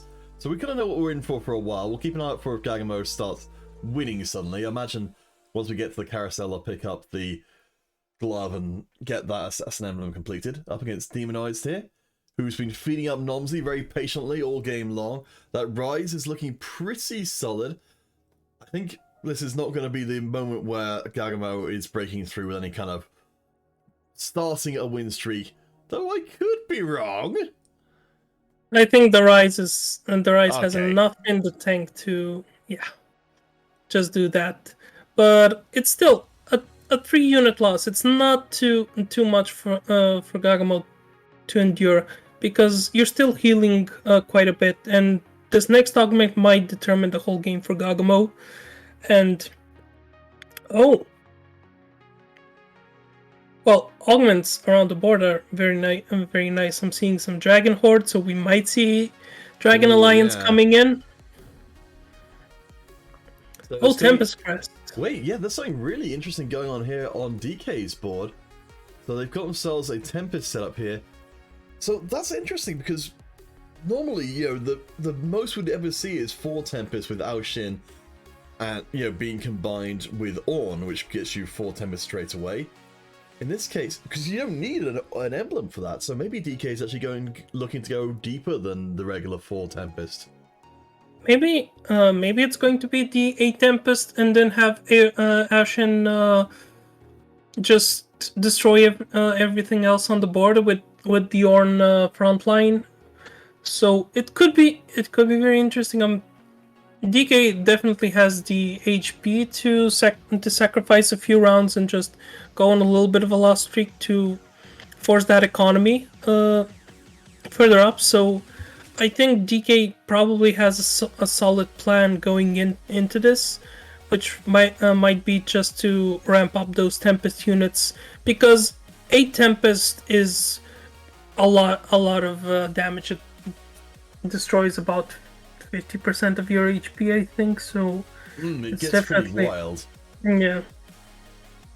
Alright, well, we'll keep an eye on DK and see what they end up getting up to. So, again, a quick reminder of the kind of stakes at play here. So, Gagamo is one of our front runners coming in, so their finish is going to make an enormous amount of difference. But there are 3 players, Unstable, Brand New Mac, and Gagamo, who are all in this lobby and are all on 15 points. So any of them who finish first will immediately take the crown as being our #1 player. If any of them don't, though, especially if all 3 of them, ideally, for our other players, go in the bottom 3, that's what opens the door for a potential surprise champion to step in. Yeah, I think Brand New Mac has the best board right now, because they already have that Lee Sin 2, and I think they have I forgot the Dragonmancer augment, where when the Dragonmancer hero kills a unit, everyone yes, else of the Dragonmancer they all gain the extra attack speed. Yeah, so that's a very strong board to have, and you also have Second Wind combined with that Jade statue, so that's going to be a lot of healing going on. And if Brand New Mech can even get a Soraka in, I think that they're very much poised to go for that first game. It's the name. So yes, it's the Dragonmancer emblem with a little speedy symbol next to it, which is supposed to indicate attack speed, I suppose. That's interesting though, because I wasn't necessarily, because it looks like a reroll comp that was going on there. The reroll Ezreal comp, which I normally wouldn't be expecting that. I suppose yes. So it's a takedown rather than a kill for the Dragonmancer hero, but still, I don't know if necessarily Lee Sin's going to be doing an enormous amount of killing in that composition. So that's kind of surprising, but I suppose it would enhance Ezreal. Yeah, if it's a thing, but you would have to have the Dragonmancer trait on Ezreal. So unless he has a Dragonmancer emblem, he wouldn't be doing all that damage. No, it's so a Dragonmancer hero gets a takedown. Champions that share a trait with a Dragonmancer hero. So it works for the Tempest. But yeah, I don't know. It only would work for the Tempest units. So. Or for other Dragonmancer units, I suppose, as well, which would include Ashe. So, I don't know. It's a bit weird, but I'm all here for it since the final game of the competition. So if you're going to bring out something surprising, now's the time to do it. As Gagamo has found an Assassin Olaf setup, so they are where they want to be, and I think we might be starting to see Gagamo emerging from the long slumber into finally being a ongoing concern. It won't be this round apparently, but I think it might well be soon. No, because they're missing the Diana for 4 skill score and 4 assassins, so Oh they're yes. missing that one piece of the puzzle to become that unkillable raid boss. But now we see the Diana, and now I think the re-rolling starts. And if he can get those to 2 stars and maybe even 3 stars, we are definitely going to see Diana and Olaf destroying everyone in that comp. Doing a little bit of a check on what the Shimmer scale is going to be. Of course, you're locked out of playing dragons, or more or less effectively locked out of playing dragons. We're playing the Olaf competition. We've got a ton of items on the bench, so they are going to start getting committed. I imagine we're going to be seeing a Bloodthirster from the Olaf, considering the items we've got to try and burn through. Of course, you'd love to be able to have an Infinity Edge, as many Infinity Edges as you can get, so maybe Garga's actually going to hold out and hope that they can get the double Infinity Edge for Diana, and maybe, well, for Olaf and maybe Diana as well. Yeah, both units share some items because both units can use Bloodthirster and Infinity Edge very much effectively. I like to see Titan's Vow on Diana simply because it gives that extra AD and AP and also those resistances. And because of the shield that Diana has, she can tank a lot of damage and just get that a lot of value from that Titan's Vow. But yeah, I think because Gagama already has 2 Olafs, I think they're going to focus a little bit more on that on the Olaf items rather than the Diana items. So Demonized, we're going to take a swift turn across the bottom right of the screen because they've managed to find the Mage Conference. They are going to be running the closest thing to Yodels available in the set, so thank you Demonized, you are recognized for your service. Yeah, so just goes back to what I said. I think everyone has been listening to stream because almost every comp that I mentioned, people are playing in some way, shape, or form right now. So I'm very excited to see because almost every comp here has the potential to be extremely strong, and Mage Conference, especially later on, if Demonized can stabilize a little bit and 2-star a few of their units, can be very, very powerful and just ramp up quite a bit as the game goes on, because it's like Yordles. You're never really that much weak except for the early game, and you only ramp up in power as the game goes on. I think the problem they're going to have here, though, is that right now, a lot of the Mage Conference, I'm not actually sure what the mechanics of the Mage Conference are, whether it sort of respects the level you're at when it comes to which one it drops down, because it looks like currently we haven't got a 3-star Vladimir, we don't have a 3-star Highwindinger either, so I'd imagine a lot of them are going to end up being that as, oh, Mage Crest coming in, that's pretty welcome, I'm sure. Mage Crest and Vladimir, so that's going to be, if we get that Mage Alawi, that could be very interesting for them, and it's going to be a very interesting comp. Gagamo going for those 2 stars already. We see DK going for 4 Tempest, 4 Swift Shot, so that was the comp they are actually going for, and there's a Bruiser comp as well. Oh my gosh! All right, we haven't looked at what Femco is up to at all. So they've gone for a really aggressive build on the Siphon. Right now, has no lifesteal, and has no crowd control removal either. So that feels like a massively feast or famine approach where the Siphon will either get a ton of damage through or get stun locked or killed too quickly to do anything. Yeah, but we see Electro Charge, and I think that's Titan's Wrath as a second augment, so the extra HP coming onto those brawlers is going to be very powerful. And I've tested out this build once with Titan's Wrath and 8 Bruisers.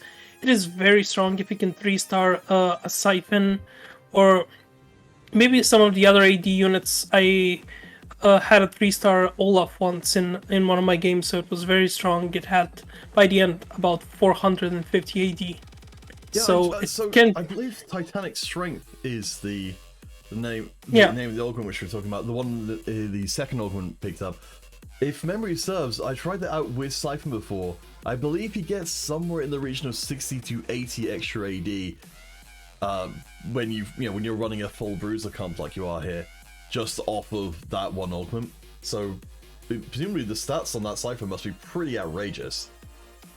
Yeah, hopefully Femco can get a Bloodthirster going on, or maybe a Quicksilver just to, get him out of CC, or just have some healing, because if you have a 1500 damage bite from Siphon after they use that spell, that's going to be a lot of healing onto them going on. So I think they're just going to go, because they're now in last place, they're going to have their pick of the litter onto Carousel.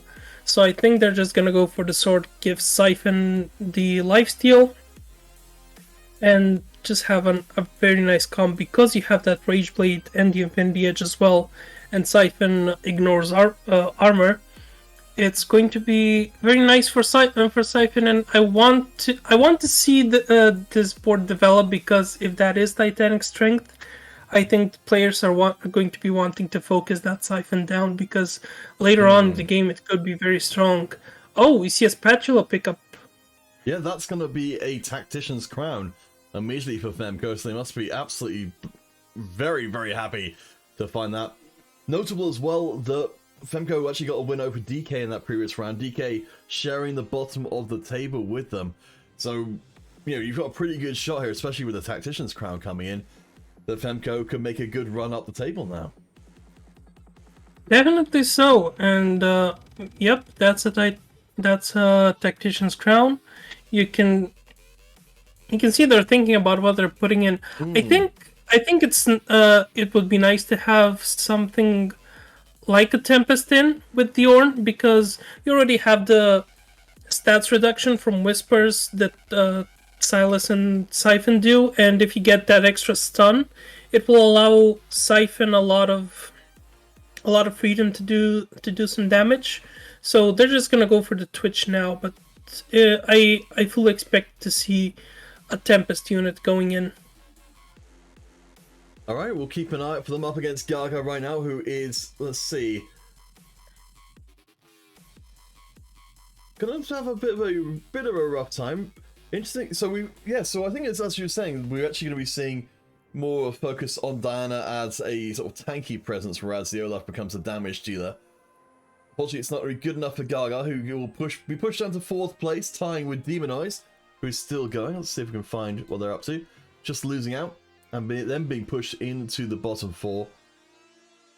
Oh my gosh! Well, apparently, if my eyes don't deceive me, I believe that was a Zoe showing up from the Mage Conference.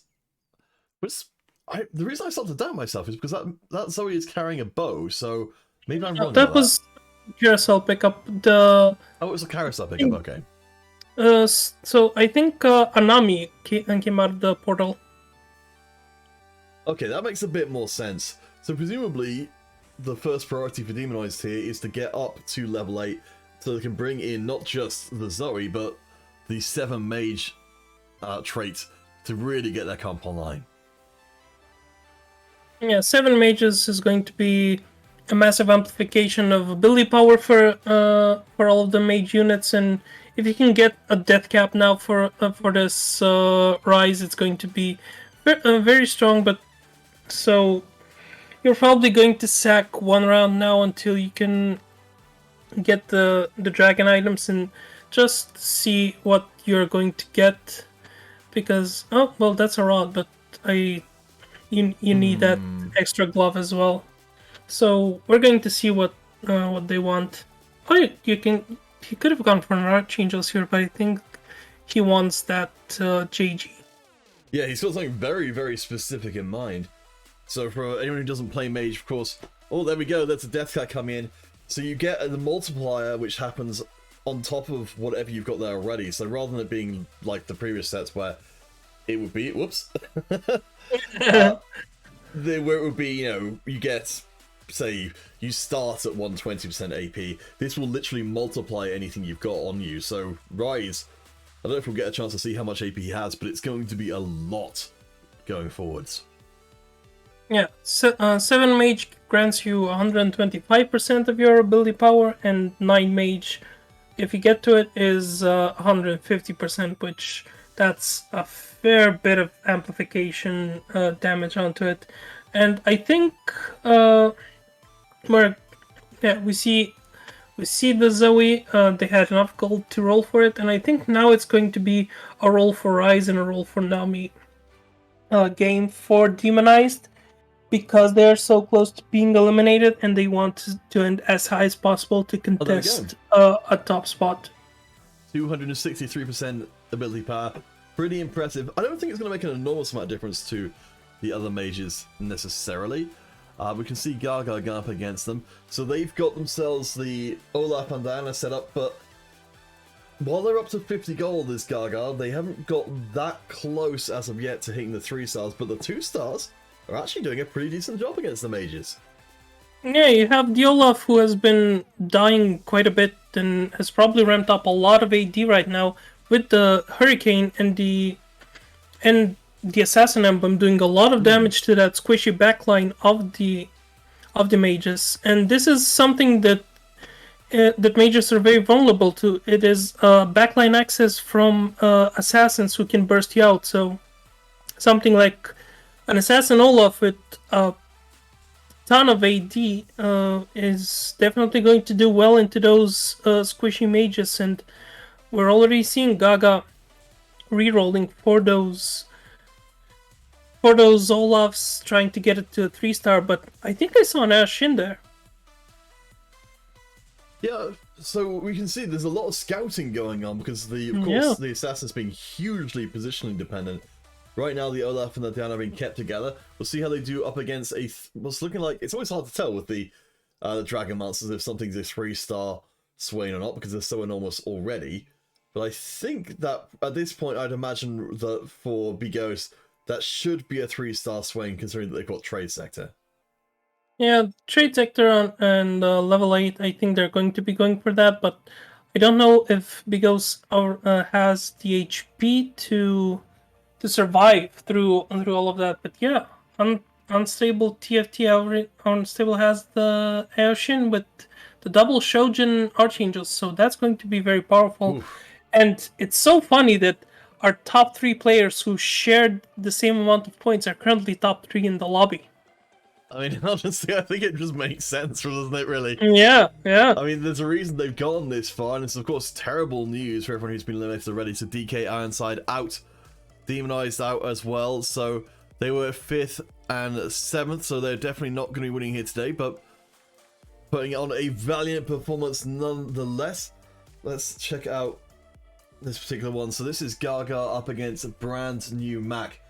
So they've got themselves a setup with the Swain as well, and we're seeing the return of our friend Lee Sin. Of course, this is the Inspire board from before. Apparently it's working relatively well. I find myself surprised, but I also find myself probably quite wrong in my assessment of how good this is going to be.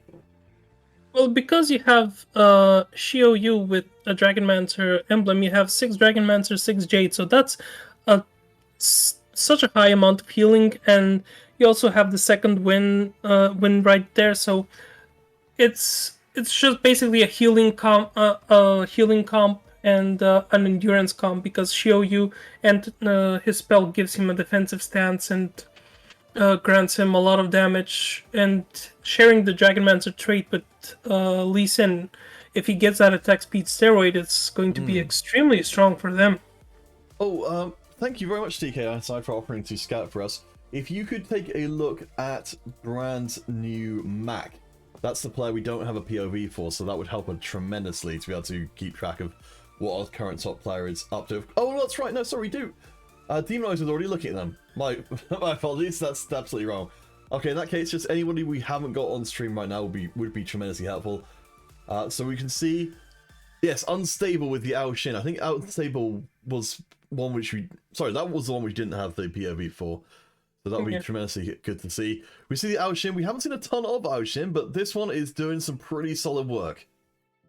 Well, I think Unstable is definitely happy that they have the 2-star Airship because Ooh. it nearly melted the whole board, but this Lee Sin, with the redemption, with the second win, is surviving through almost everything.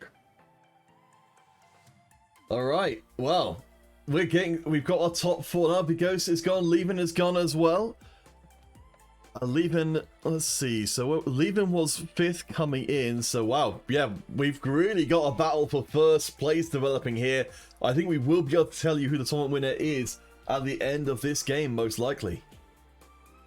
Yeah, because also Femke is, I think, yeah, he was just 2 points behind. So definitely definitely a very strong last game from all of our top performers, and we see brand new Mac going up against the 8 bruisers of Femco, and it's going a little, I think, a bit better for those bruisers because that's 2-star Siphon right now, so very strong. It does look like it's, yeah, with as soon as the leasing goes down as well, the Xiaoyu removed from the competition, and Femco, I think, is in a good spot here. Gaga, so Gaga is one of, well, sorry, came into this one with 15 points, so Gaga close to elimination.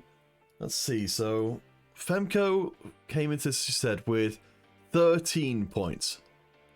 So a couple of points behind the top leaders. So they've got to hit first. Brand new Mac was on 15, so they need to score 2 below them. Oh gosh, never do maths on stream, gentle viewers. It's never worth it. So I think Femco is out for getting first place because you can get only 1 point more than everyone else, and everyone already has 2 more points than them, but they can still fight for second place third place, I believe.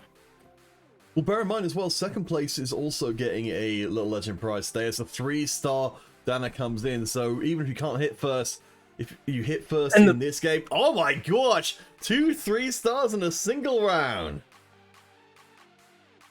I think Gaga just hit the scale score jackpot because they're coming in at the last minute because he's on 1 life left, and the 3-star Diana and 3-star Olaf can do so much if they can focus the right units. And the Lysian has already gone, and Diana has gone onto the back line. The Olaf is focusing the front line.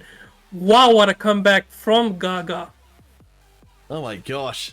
Alright, well, I mean, I suppose the only consolation for our other players is this is probably about as strong as Gaga's board is going to get, because they're out of cash to be able to go for higher levels. Femco is on the win streak, so it's looking like it might be a scale scorn versus bruisers. You can see how much damage that Olaf has. I think 284 attack damage right now. That's going to be critting up with the assassin setup as well. They've got their eyes very close on Femco because they know that's going to be their opponent. Keep your eye on where Siphon ends up charging, because that's going to make such a difference if he gets on the damage dealers or if he doesn't. Yeah, I'm thinking, okay, I think splitting up the Olaf and the Diana is actually a good thing because it'll stop Siphon from going on both of them simultaneously. So I think that's unintentionally a good choice, and you see they've come together again right now. So the redemption heal is going to come to the Olaf from the Diana again, and you see, yeah, it's gonna be real close up to the end. Crocodile, welcome to the stream. Thank you for the follow, and I think, oh my gosh, it's time for the final shot. Gaga is still strong enough. D-Wolf, thank you for the host of the stream. DK, thank you very much for your helping out with the stream. It really does make a big difference. So we've got our final four. Femco, Gaga try to claw their way up the table. Gaga did come in on 15 points. They could be our tournament winner if no one can find a way to stop the scale scorn. Yeah, so 284 damage on that Olaf. That is extremely powerful, and that Olaf critting definitely does a lot of damage. And unstable TFT cornering everything, so I think that's really good. But the Olaf just smacked that Aoshin all the way back to the void. Oh my gosh, yeah, Unstable didn't even stand a chance. Gaga establishing themselves with quite some efficiency in the top 4. Brand new Mac. Let's see what they're up to right now. They're currently having a brawl between Siphon and, of course, our Inspired Dragon Masters from before. Brand new takes a loss as well. Our top 4 are super close together, only separated by 12 points from 1st to 4th. Yeah, and as this game has now gone into the super late stages, I think basically one loss could eliminate almost everyone here. I think Brand New Mac being the only one safe for one more round, but everyone else is basically you have one last chance to do it. All right, shout outs to Miss Bullies and to D-Wolf. Thank you for the hosts on the stream. Please go check them out if you're interested in catching some more fantastic TFT streamers. So we're down to the wire here. Deadly Ghost, who are you feeling as our eventual lobby winner, if won't go as far as tournament winner? So, if Gaga can get onto the backlines of Brand New Mac and Unstable, I think it is going to be a Gaga victory in the end. But I think the only person who can probably kill this board of Scalescorns is probably Femco with the bruisers and the durability they have. Because look at what that Olaf and Diana just did to that backline. They destroyed everything. And it's only the Lee Sin left, but that Lee Sin could potentially save the game for Brand New Mac. Oh boy, it's down to the final fight. I do think the Lee Sin's got this one, be able to kick Dana again and again, and with a Nico in backup. Gaga is apparently not unbeatable, though it was very close. Unstable and Gaga both struggling to hold on. Brand New Mac hits the 3-star Lee Sin. We're in the right board? No, we're not. But down here, there we go. Wonderful. Ooh, I think that might have settled the game for Brand New Mac, because that amplification from the 3-star is so strong, and the Lee Sin is going to be kicking a lot harder than they used to. All right, Unstable. This is going to be their last chance to stay alive. Aoshin going to be scaling up through the rounds. So the longer the round goes, the better they will be doing. The Aoshin does get the off just in time with the Tempest coming in. The Lee Sin doesn't seem to be taking nearly any damage at all. I don't think this is going to be quite good enough. The kick from the 3-star Lee Sin is so hard to deny. Unstable is going to be joining Gaga, I think, in the pit of despair. The only question is... No, they're alive on 1 HP. Gaga goes out. Oh, Gaga is eliminated, and that means that Gaga is now at best 3rd place, and at worst, if Femco can win this game, it's going to mean that Gaga is going to be falling down in 4th. Oh, I had faith, and I caster cursed Gaga. I apologize. Oh boy, what an end to the tournament. I Miss Bullies, you're going to be going and heading out, getting your doggo who needs fresh air. Yes, absolutely. Make sure your doggo is taken care of. That's vastly more important than anything else. Mr. Duck is apparently using Aoshin with the Dragon Monster Spatula and destroying their lobby. Vizu, thank you for that update. That's amazing. Staskistic, whose name is definitely very easy to say. I don't know what you're talking about. Stas, I hope you're doing well in your game as well, because we're real close to the end of this one. We won't, of course, necessarily have all of our results in straight away once this is done, but what we will be doing is we'll be doing the draws for giveaways today while we get those final results in place. We might well be able to confirm 1st place straight away, but the rest of the results will have to wait for all the tables to be finished. All right, let's get back into it. Who should we watch for this next round? Well, we only have... I'm looking at Unstable because they're at one life, and they're going up against Femco, who seems to be maybe the strongest board right now, but that board with the amplification of damage might help out the Aoshin quite a bit, especially because that Siphon missed the dash onto Aoshin, but now with the auto attacks, I think Unstable is going to be out in third place because that Siphon is extremely strong. But yeah, Diorn is out, and the Yasuo doesn't get a chance. Yeah, brand new Mac wins the game. We have Brand a new champion. Mac came into this one as 8th. So they will go up to 23 points immediately. Yeah, I think you're right. I think that just literally just gives us our champion. Wow, that's a hell of a showing from brand new Mac. What an impressive performance. And hey, they performed exactly when it was needed to. So congratulations to them. We will wait on our final results coming in because we've got a few more coming. So while we do, we're going to go on to our Wheel of Names and start up our giveaway for today. So, whoop. Alright, let's let the folks know. Giveaways starting on my stream. Boo boo doo boo. Twitch.tv. That's Counterfeit And the last chance to get in for, because I don't think there's many people who've done the feedback form. Last chance for feedback entries. Right, so we're gonna do first of all our first Rick's GG prize. Demonize is off to the pub garden. That makes a heck of a lot of sense. So Faith, thank you for hosting the stream. Please go check them out. Right, so this first one will be our players who played here today. So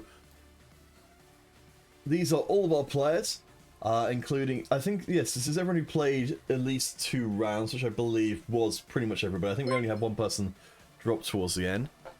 Let me just check to see if I'm right in that. I think Tri-Fury played a couple of rounds, so we'll make sure that they're in as well. Just check they're not in twice. Nope. Alright, so this is our first giveaway of the day, which will be for RP from Rick's GG. So again, just a quick reminder, we'll be doing a random player, a random streamer, a random survey respondent, and then a random player for a little legend egg, and first and second place will get little legend eggs themselves. So, oh my gosh, Femco. Thank you for the raid as well. And Gagamo as well, oh my gosh. I don't know if I can shout out everyone who's doing it. Otherwise, we're going to end up with nothing but shout outs in the stream. But alright, so back to things. Would you, Deadly Ghost, as it's a tradition here, would you mind counting us in for our first RP giveaway, which is for anybody in the competition? If you count to 3, 2, 1, in whatever manner of your choosing. So, champions, let's get ready to rumble! In 3, 2, 1. Alright, the wheel it turns. Fate decides who will walk away with our first of our Rick's prizes. Could it be Choshinanchi or will it be Noctip 54? Congratulations. Noctip is our Rick's.gg RP winner. Random RP winner. Congratulations. So now we're going to go through and grab everybody's stream who streamed in here today. Let's see. I don't think Noctip streams, so that should be fine. We will probably have to roll this twice because there's a bug with Wheel of Names, which means that we have to likely land on an empty before continuing. So would you mind counting us in with the bearing in mind you may have to count us in quickly again? 3, 2, 1. Round 2. Fight! Oh, let's see. Will it be an empty? Will it be a real deal? It's looking like we might actually have a Chucky. Congratulations. So I believe, let me just check, that's Choshinanchi. Choshinanchi is our streamer winner. Streamer RP winner. Congratulations. So anyone who is winning, please add me on League of Legends. I will try and empty out my friends list so I've got enough room to add people. But there is a very strict limit on League of Legends friends, so maybe I need to get an account just for doing prizes from. Yeah, you would need to level it up to level 10 just to give out prizes. That sounds doable. Yeah, I should probably do that. Yeah. Alright, so let's look on our list of prizes and see what else we need to give out. Oh, that's right, our survey respondents. So let me make sure that you're... Actually, I'm going to add an extra question for future ones, so I actually end up being able to show these on stream a little bit more easily. So I'm going to need to do a little bit of editing on people's Discord tags here, just because I don't want to put their Discord tags on stream. So, whoop, and a hoop, and a hoop, and a hoop. But there's actually quite a lot of responses for today. I was looking at the wrong one. I think we got like 25 people responding. Yeah, that's really nice. Yeah, I'll have to have a look in a second what people have said. Oops. Oh, you just deleted a name. Yes, I did. Alright, I'm taking out everyone's Discord tags. For future feedback forms, I'll put a separate section in, which without the tags, which will save me a lot of time. Right, so let's do our final Rick's GG giveaway. So, could you count us in? You've been doing great so far on the count-ins. Okay, my friends. Next prize is coming in 3, 2, 1. I'm trying to figure out what's going on there and start before having a stroke. Alright, we're gonna need another counting because this one has fallen foul of the empty wheel. So let's remove all instances of nobody. Could you Mickey Mouse us in one more time? Next prize coming in 3, 2, 1. Alright, who's it gonna be? Zilef. Zilef, congratulations. Zilef is our feedback winner. Right, so we should hopefully have all of our results in now. So the results page we've got doesn't take account of the tiebreakers, because that would just be way too much to ask for Scully to put together. So we can see them on here. So our tiebreakers are based on firstly the amount of points you have. So we can see here we've got a tie for 4th place. So if we go into our rules, we can look up exactly how that's going to work. So let's see. Gagamo just gave up 3rd place to Femco. Oh, what a hero! Alright, we don't need to worry about that then. So Yeah. let's just zoom in a little bit so you can see your final places if you don't want to look them up on your sheet yourself. Enhance. Hoop, and a hoop, and a hoop, and a hoop. So there we go. Yes, so Farfetch, I think, yes, didn't make it through the whole tournament, so that's why they're at the bottom. But we had a 5-way tie for 30th in the competition, so well done to all of those folks. And we have really tight competition all the way up there. You can see, yeah, there's only a difference of 13 points from 1st place down to 30th place. So I think that goes to show the field of competition was actually really, really strong here today. I will ask is if, let's see, let's have a quick check on Twitch to see if there's any friends of the stream still streaming right now who would maybe need, we can send people across to. Let's see. Looks like, the Bizzo's still going. We don't need to send to Mortdog. Mortdog's got enough streamers, enough viewers already. He doesn't need the help. Why don't we try and find someone new? Well, Team by Tactics is doing well. 56k viewers. Yeah, we have. I think with this set, especially, it's been ramping up quite a bit. Well, I follow a few people if you want to send them. Oh, give me some suggestions. We'll have a quick look. If anyone's got any suggestions in the chat for new people, we can send it across to, because I always like to get some new people in. There's Arcadia Wolf TV. Have a quick look and see.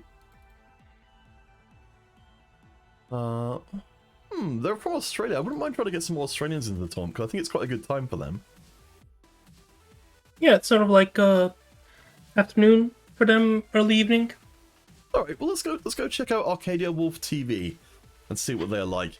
It is intended for mature audiences, so anyone who doesn't want that, please don't go along with this raid.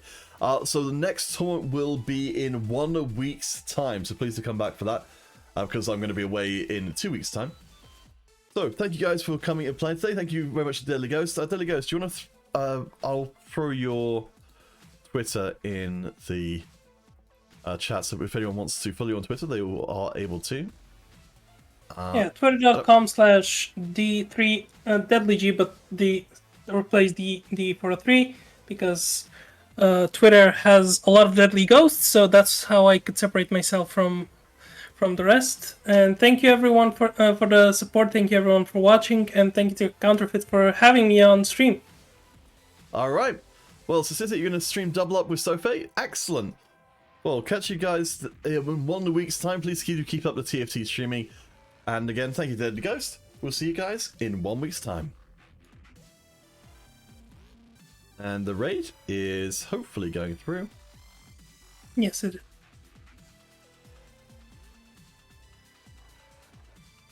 All right. Cool. I'm going to go get some lunch.